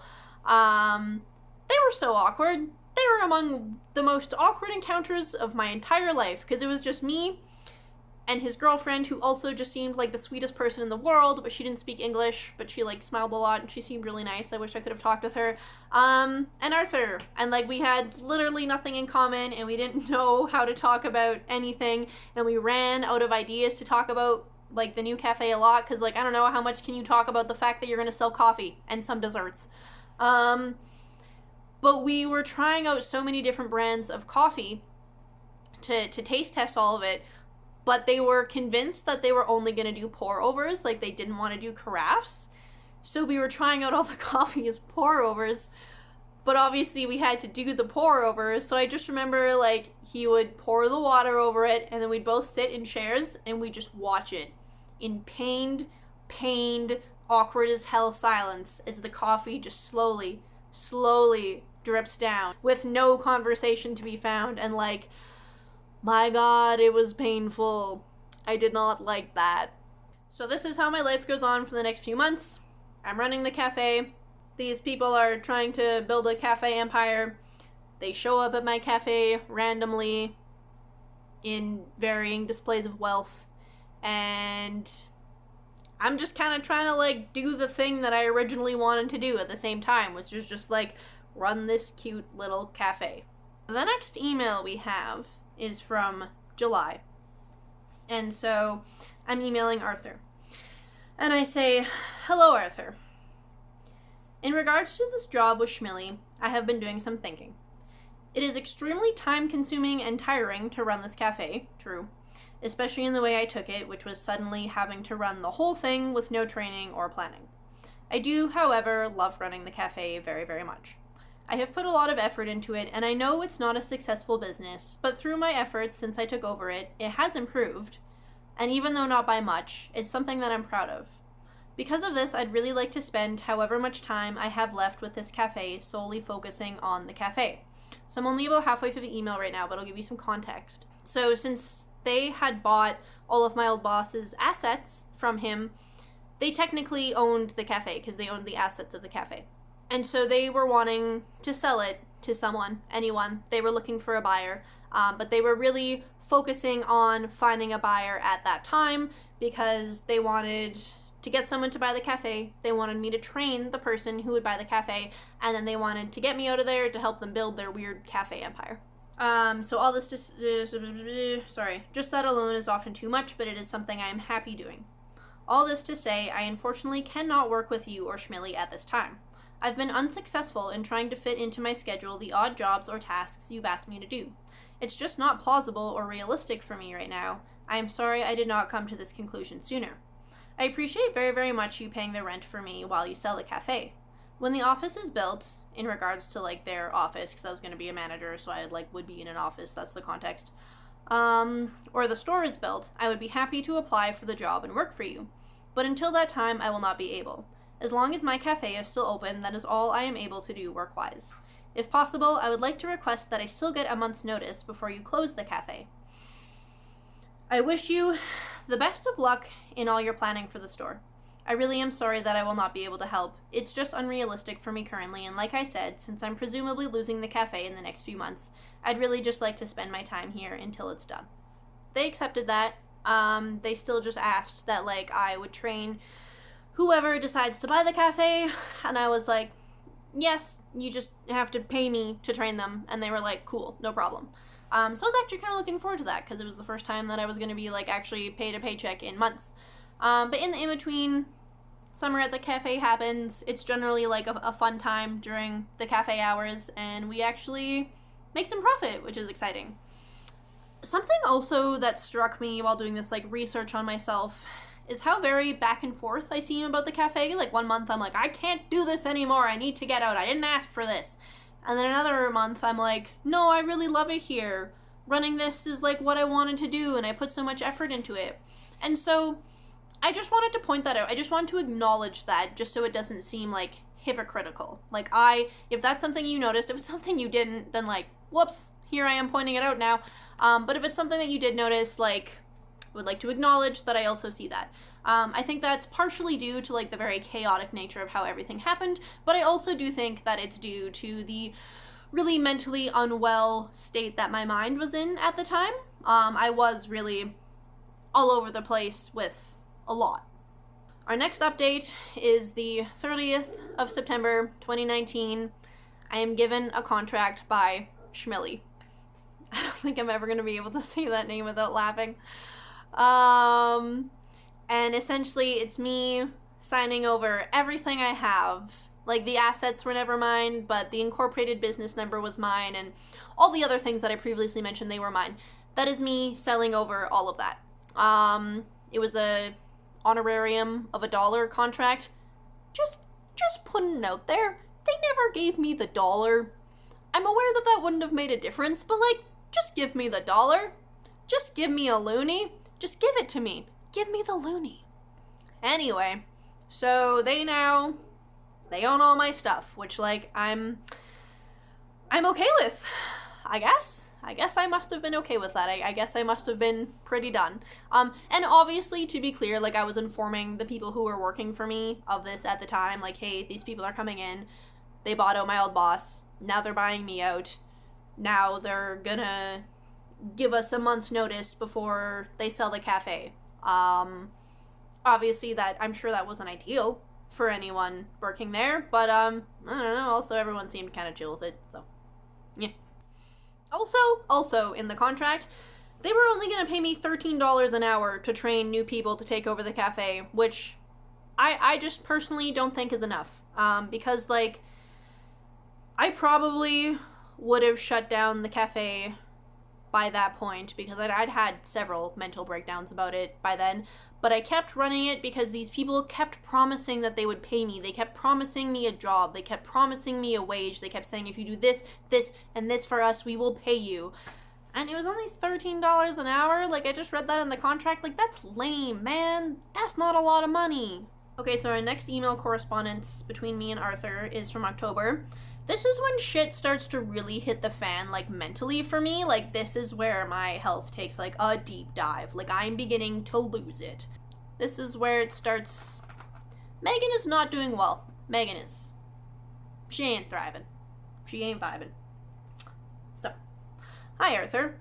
If you've tried to contact me via text in the last 2-ish weeks, I'm sorry I haven't replied. I don't have any money and have been unable to pay my phone bill.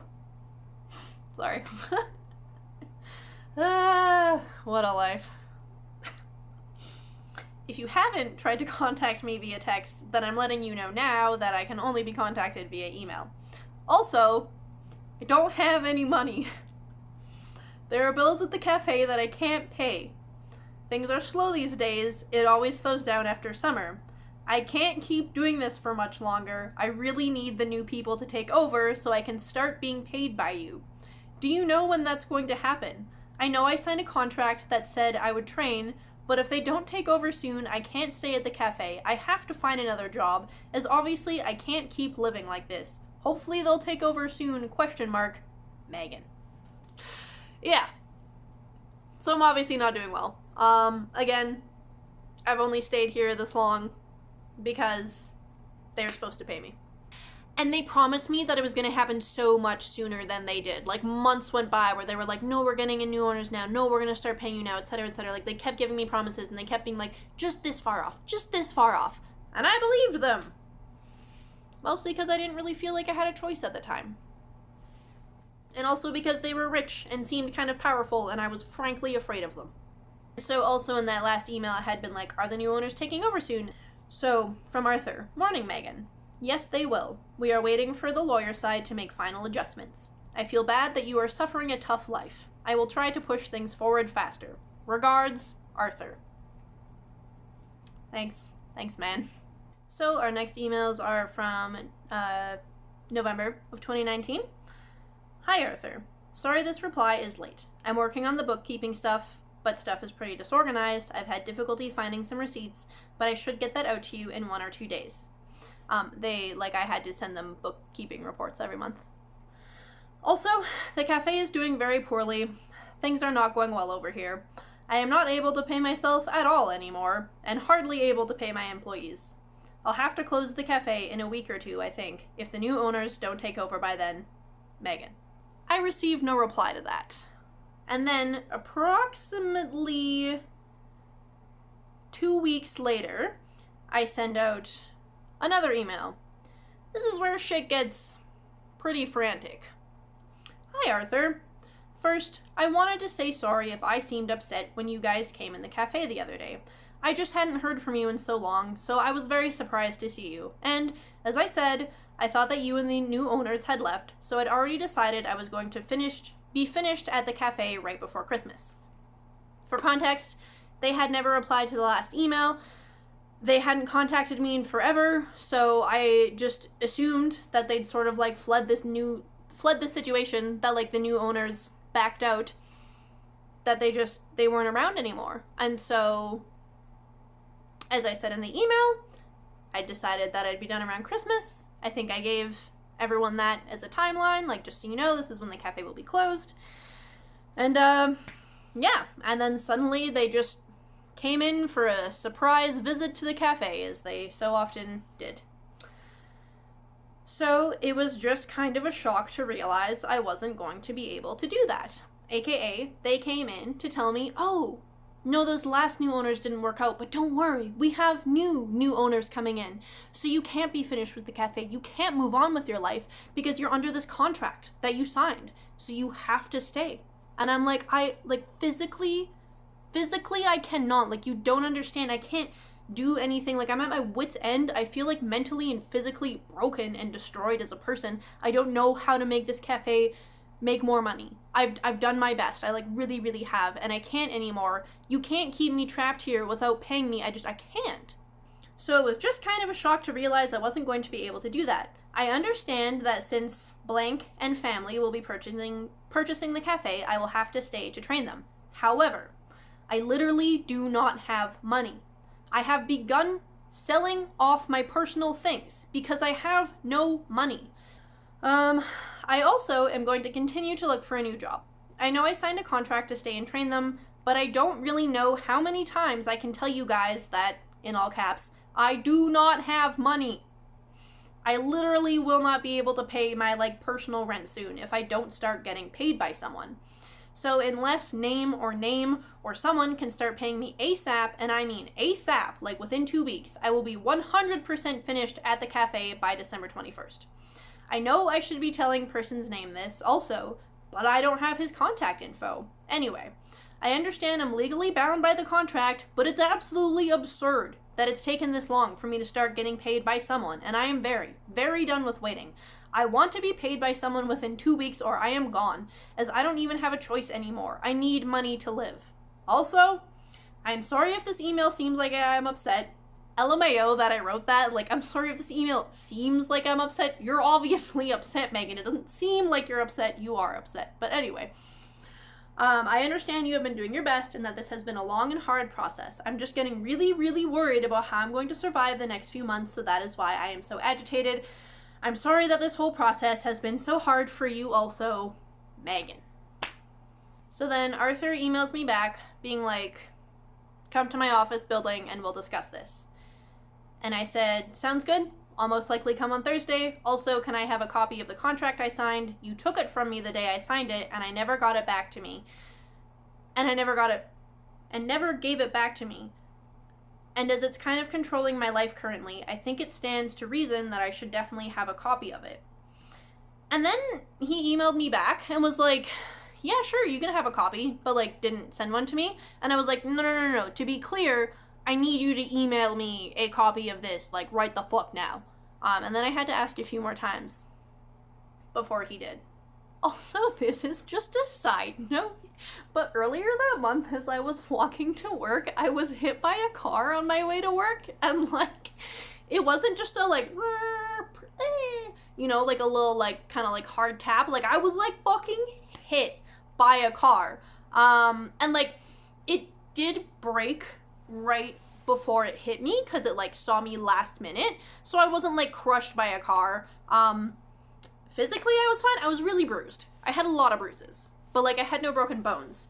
But I remember it hitting me, and like I saw it coming under the corner of my eye, and then I realized that it wasn't going to stop, so I started running, and so it kind of clipped me on like I got clipped by like the corner of it, and I remember literally like flying up, and it was like a scene happening in slow motion, and I remember my face looking up at the sky, and I remember as I was in midair, my face to the sky, thinking to myself like, so this is what it's like getting hit by a car.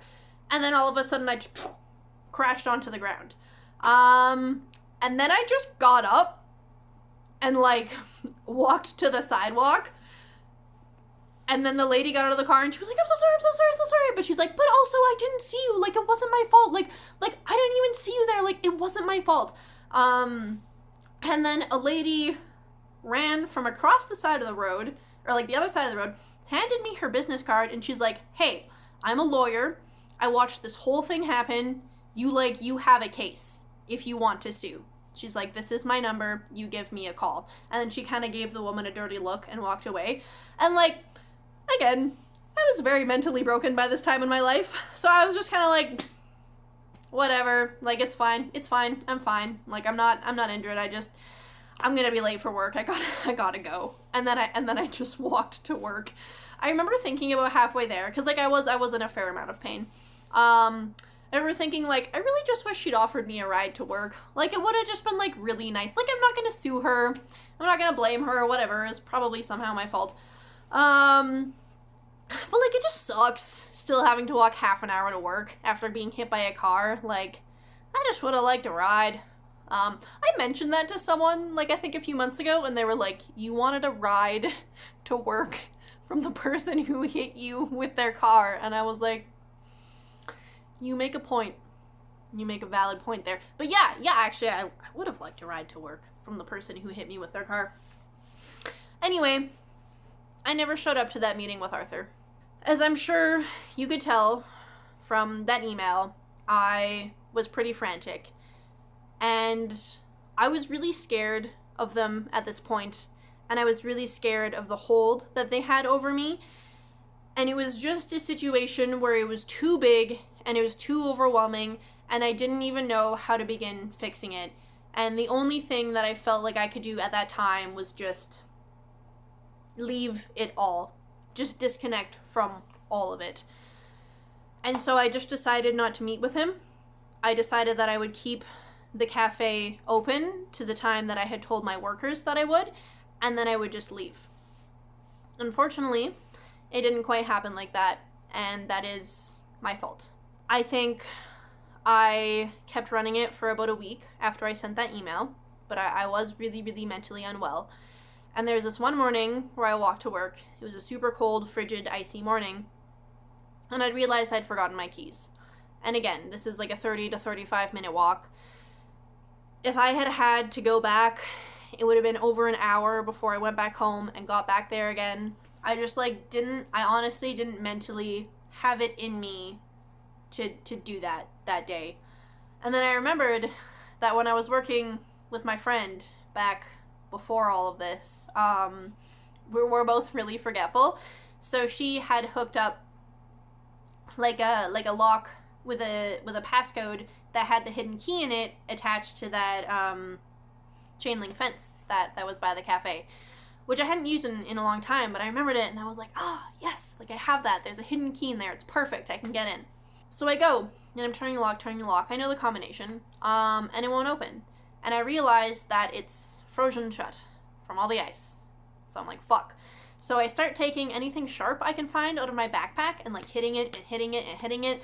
And I worked on that for a while. And by this time, people who work in the businesses are starting to come into work. And I know all these people at this point.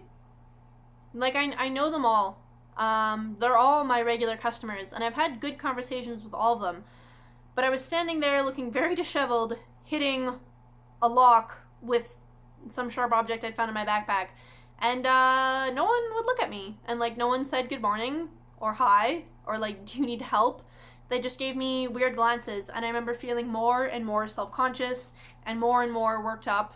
And, like, you know when something isn't the worst deal, but you're just already in a really poor mentally state, so it just becomes, like, the biggest deal? That's how I felt that morning. Like, I just felt, like, completely abandoned by everyone. And, like, I'd given so much for, like, people to not even, like, say hi to me, you know?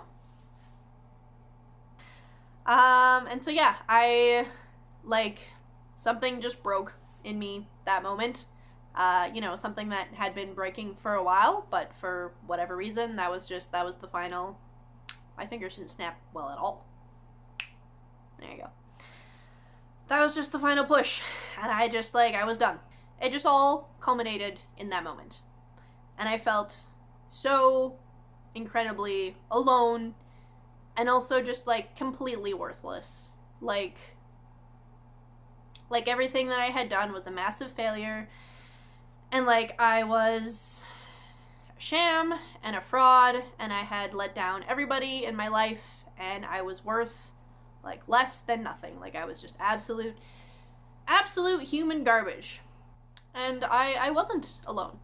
I've never been alone. There have always been people in my life who love me, who would be willing to help me if I had just reached out. But I was so wrapped up in my own mental unwellness and honestly in my ego, as in all the pride and the shame that I had associated with all of this. Like, that's ego.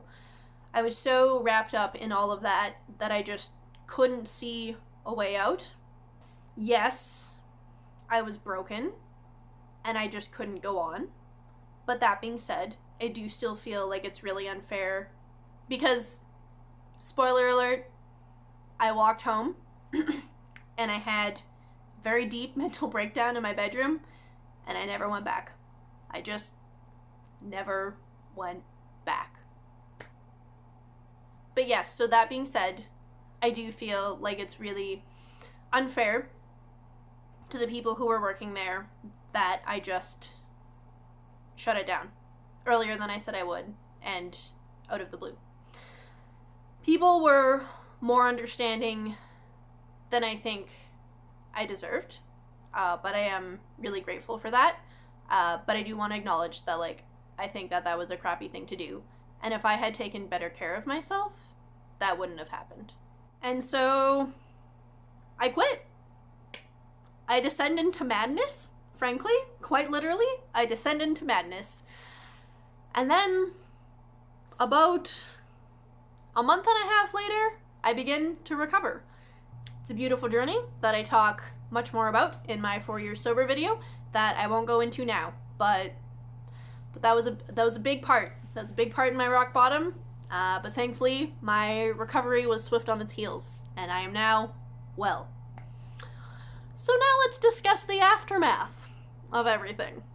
So that happened near the end of November, and a week or so later, I decided to actually let someone know.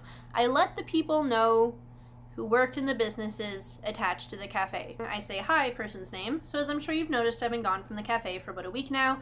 Essentially, I'd been trying for months at this point to get Arthur to pay me without success. This person had a bit more context about what was going on, because this person was the one who originally had wanted to buy the cafe back in, like, March. So I had actually been, like, talking to him about the stuff that was happening, so he had context. Essentially, I'd been trying for months at this point to get Arthur to pay me without success, so I gave up and left. But I just wanted to say thank you for being very understanding with me throughout this mess, and for not attributing any of their strange business methods with me, as that's something I was definitely worried about happening. I really hope that whoever ends up taking that place is much more normal to deal with. Thank you to you and your company for being such lovely and loyal customers over the years. I wish you all the best, Megan. Thank you so much, Megan, for letting us know, and it's so sad they treated you like that. Not cool. I have been reaching out to them to see what's going on, but they seem not interested in getting back to me. Weird. Me too. They didn't like getting back to me either. I always felt like you were being taken advantage of, and I didn't like to see you being treated that way. I am supposed to be meeting the new owners at some point about the new lease, but again, everything seems to be a bit of a show. Can you do me a favor and let me know how much they owe you in pay? I will try and get that for you when I meet them. I'll use it as a negotiation item. I can't stand people who treat people unfairly, especially when they have the ability to pay you. Also, if you can please send me your resume and I can hook you up with our HR lady who represents all of our companies to see if we have anything for a job right now. Thank you so much, Megan, and chat soon. I just want to say, what an incredibly sweet and kind man. Like, what a good man to try and, like, get me some, like, reparation wages and to offer me a job. Like, so kind. This is another failing of myself due to the fact that I had not yet entered that recovery period in my life. I was still barreling very, very, very fast and very steeply down to rock bottom. I sent them my resume at some point and they got back to me to ask to meet for an interview, and I never got back to them. I still feel guilt about that to this day because it was so incredibly kind of them to try and help me out, and I just ghosted them, apparently. I did this partially because without getting into the mental unwellness, I just didn't know how to live a life anymore. Like, I didn't know how to exist. And so the idea of like having a job, just it was terrifying to me. I didn't know how to be a person. I needed to get better before that. And also though, I was just so deeply paranoid about anything to do with that cafe at that point. Like, I just had so much panic in me. And even though they weren't technically associated with the cafe, you know, they reminded me of it, and they were close to it, and that concept terrified me. And I just, when it came time to plan the schedule for the interview, I, like, at that time in my life, I couldn't. Should I have? Well, no, actually, because I would have been a terrible employee. I was a mess. But again, that's another failing. Anyway, there are a few emails back and forth, and I won't like read any more of them because they don't really add context. But just this one that made me laugh. We heard back yesterday from one of the groups, but no definitive answers. Person's name has been chasing them hard. A lot of drama for a coffee shop. These guys are a shit show. In the end, they just ended up disappearing for everyone. That guy was never able to use getting me like reparation payment as a bargaining chip because that company and everyone involved with it disappeared off the face of the earth. And so, you know, I'm living my best life. When I get out of detox, I got a job at a different local cafe, classic. But it was a really great job. The people were really good. The boss was super wonderful. They all treated me so well. It's actually the last place that I worked before coming to this province for school. And I honestly, like, I only have positive feedback from that time. They were all just like so good to me there. It was the perfect transition job to sort of like say goodbye to my old life and like usher in my new life. It was really wonderful, and I'm like very grateful for it. And I also moved into, I know I didn't talk at all about my living situation, but around the time that I got sober, I moved into an apartment with just one of my friends. I was living with 3 people before, and I moved in with just one. And she was a perfect roommate, especially for that time period of my life where I was making so many moves towards like recovery and bettering myself. She was just such a positive and beautiful person to live with who like took me really seriously and just like treated me with so much respect. And we had already been friends before we moved together, but we just became so like such closer friends when we lived together there. And like she's still to this day one of my very best friends in the world, and so that was just really wonderful. So I've got this new job, I've got this cute apartment with one of my best friends ever, and I'm living a good life. I got my cat. I'm happy. And then one day this letter is sent to my parents' house, and it is from the government. And this is the kicker. This is the kicker of the whole story. I owe the government thousands and thousands and thousands of dollars in unpaid business taxes. Nobody told me I had to pay business taxes, and I had been not paying the government, illegally not paying the government this entire time. I thought that I had put this whole thing behind me. I thought that I was moving upwards in life and that this was just a crazy, sad thing from my past. I thought I had left it behind me, but here it came rearing back like over a year later, telling me that I owed all this money to the government that in no way, shape, or form was I able to pay off. Like I was making money again. Finally, someone was paying me, which is great. But I was still pretty much living like paycheck to paycheck. There was just no way that I was going to be able to pay this off. There was just no way. You know, paying business taxes? Yeah, I felt a little silly about it. Like, I probably should have known that that was something I was supposed to do, but also, I was just a barista, man. I was a barista, a baker, and a sandwich maker. Like, I didn't know shit like that. My boss just gave me his cafe, told me he would help me, and then he fucked off. And then all that weird stuff with the sketchy billionaires happened. And they disappeared into the ether. And like, I was devastated. I had a huge breakdown. I was like, this is like world ending for me. This is life destructive. I will never recover from this. I'm gonna be paying this off for the next like 20 years.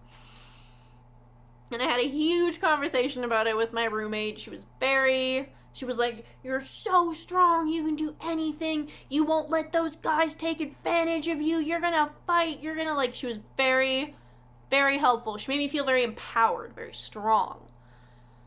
So I was like, okay, I'm gonna contact a lawyer and I'm gonna try and find these people because they strung me along for so long. Like, yes, I would have still owed money in business taxes, but if they hadn't strung me along for so long, I wouldn't have been at the cafe for that long, and I wouldn't have owed that money. And also, like, they bought out the cafe. It's just they didn't buy out my, like, incorporated business number until September. And I did tell the government that. I did, like, send them the acknowledgement that they bought out my incorporated business number at the end of September. And so I did get a little bit of money taken off for that because they were like, oh, yes, like, you clearly did not legally own it past the 30th of September. But before that, I still owed a lot. And so I was like, not only did these guys never pay me, but, like, I owe all this tax money now because I was just never properly shown how to do this. And because I stayed here so much longer than I otherwise would have because they kept leading me on. So my dad and I contacted a lawyer, actually, and the lawyer was essentially like, the amount of money that you would probably spend paying me is, like, maybe more than the amount of money that you owe the government. Because, like, for people with a career, it wasn't, like, a life-ending amount of money. It still would have fucking sucked. But I mean, like, for a person living paycheck to paycheck, it was a life-ending amount of money. So yeah, so the lawyer was out of the question. She did try, like, I gave her all the contacts for these people because she did say she would try and contact me for them. And I also gave all the contacts to, like, the government man who contacted me, and none of them were ever able to find them. They truly disappeared off the face of the earth. Eventually, I decided my only two options were to slowly pay this back or file for bankruptcy at the ripe old age of 24. And I opted to file for bankruptcy, obviously because I didn't want to pay the money, but, like, I don't know, financially maybe it would have been a better choice. I, like, could have paid $100 a month.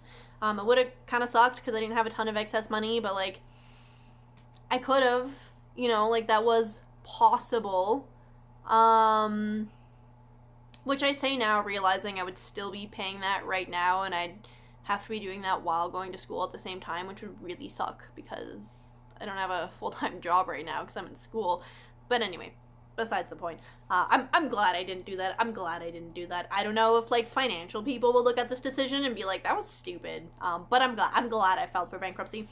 But I also decided to file for bankruptcy for the principle of the thing. I feel like I was taken advantage of. And I feel like, although I could have made better decisions throughout this whole process, it was still money that I wasn't aware that I had to pay. That if I was aware that I had to pay, I would have. Because I don't want to cheat the government out of their money, because then you end up owing them thousands upon thousands of dollars. Obviously, I don't want that to happen. I didn't mean for this to happen. Also, why didn't they try telling me before then? I don't know. You'd think after, like, they went unpaid for a few months, someone would have been like, hey, pay your business taxes. I don't know. It didn't feel right, man.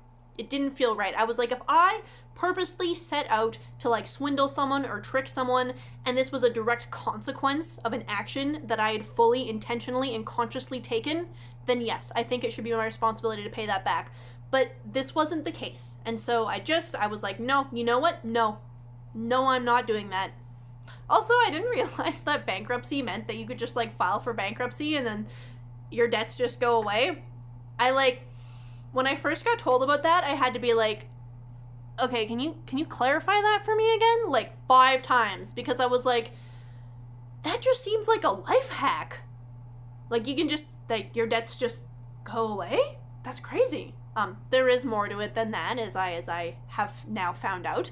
But I was flabbergasted at the time. I was like, they really let you do that? That's so cool. I want to do that. I want to pick that one. I started the process.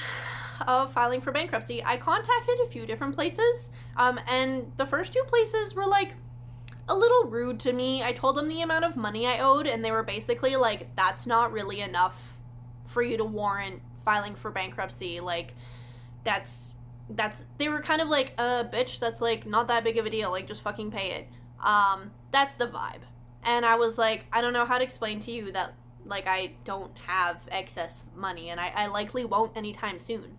And they were just like kind of rude about it, like really obviously didn't take me seriously, and were like, LMAO, it's so embarrassing that you can't even pay off that money. And I was just like, okay, thank you for your help. Also, the one lady, like, low-key shamed me for calling it bankruptcy instead of insolvency, because in legal terms it is called, like, insolvency, and I, like, said bankruptcy, and she was like, bankruptcy? You mean insolvency? And then I accidentally said bankruptcy a few more times, and every time she'd interrupt me and be like, insolvency. The third people I tried were so kind. I love them. If anyone ever needs to go through bankruptcy, give me a shout, and I will recommend them to you. They were great. 11 out of 12 out of 10. Super great people. I spoke to a guy originally, and, like, I already knew from the previous two conversations that I had that, like, it was the amount of money that I owed was very much so on the low end of what people owe when they file for bankruptcy or insolvency. And so I started on my conversation by being like, hey man, like, I know this isn't a lot, but, like, this is my financial situation. I will be paying this off for so long if I have to pay it off, and I'm not even 100% certain if I can give $100 every month, which was the minimum that the government was going to allow me to pay if I took a payment plan. And he was like, Megan, I totally get it. It's no problem at all. Like, bankruptcy is a big deal. So I'm going to outline for you, like, all the consequences and the things that you have to do, essentially. But he's like, financially, I totally get that. Like, he you know, he said, you're so valid. He validated me.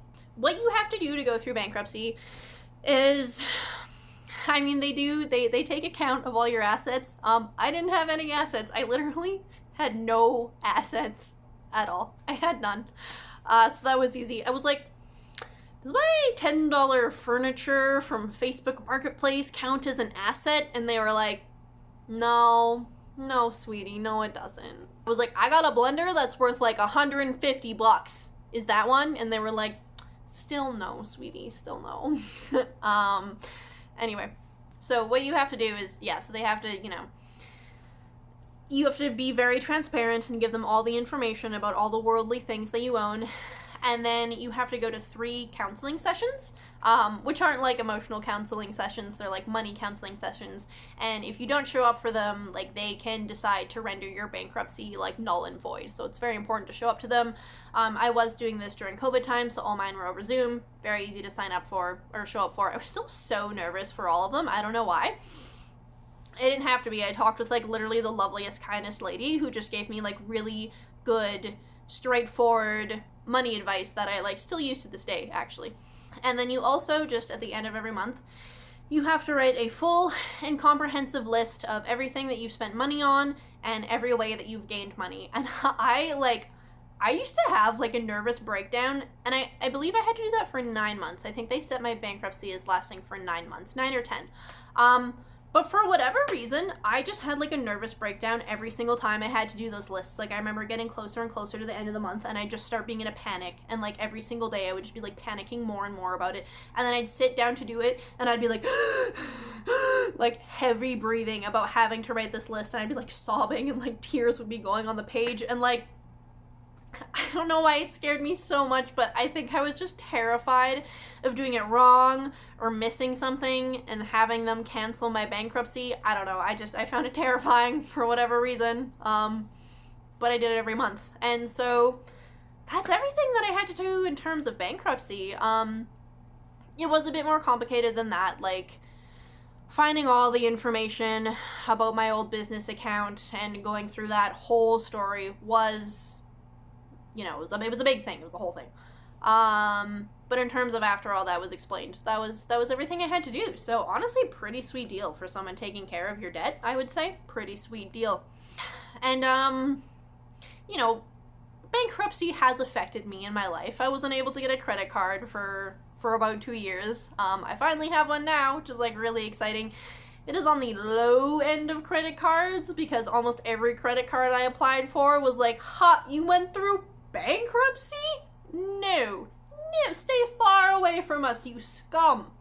But Capital One gave me a card, so shout out to Capital One.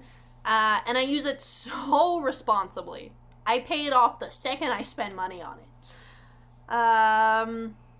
Yeah, maybe I'm gonna have a terrible time buying a house someday. I don't know. I think that's it. I think that's it in terms of how it's affected me. Tax things were weird for a while. Tax things were weird that year. But yeah, no, all in all, not the worst. Honestly, just like the anxiety associated with it was probably just the worst thing. I do anticipate it coming to bite me when I have to make more like adult purchases. I don't know, it didn't stop me from getting into school at all. I'll just get like my future husband to just buy the house in his name, you know? They'll never know. They'll never know I went through bankruptcy. Shh. That's it. That's it. Story done. My God, that took me a long time to tell. That took me so long to tell. I am very worried for how long this video is going to be. If you stuck around for the whole thing, thank you so much for listening to me tell that story. I will likely never tell it in such extremely detailed length ever again. But yeah, that was it. So, you know, pretty crazy thing that happened in my life. What lessons did I take from it? What did I learn? Do not trust really rich, sketchy people who seem very clearly sketchy. Pay your business tax, for sure. Pay your business tax. Bankruptcy is a life hack that will probably come with real consequences at some point. That's also something I learned. And, the biggest thing that I learned out of all is that I'm just so happy that I'm mentally well and in a good place in my life, and weird things like that don't ever have to happen to me ever again because my brain is now developed enough that I will not make strange choices like I did in the past. Thank you. Thank you for listening to me. I appreciate it. The end. Megan out.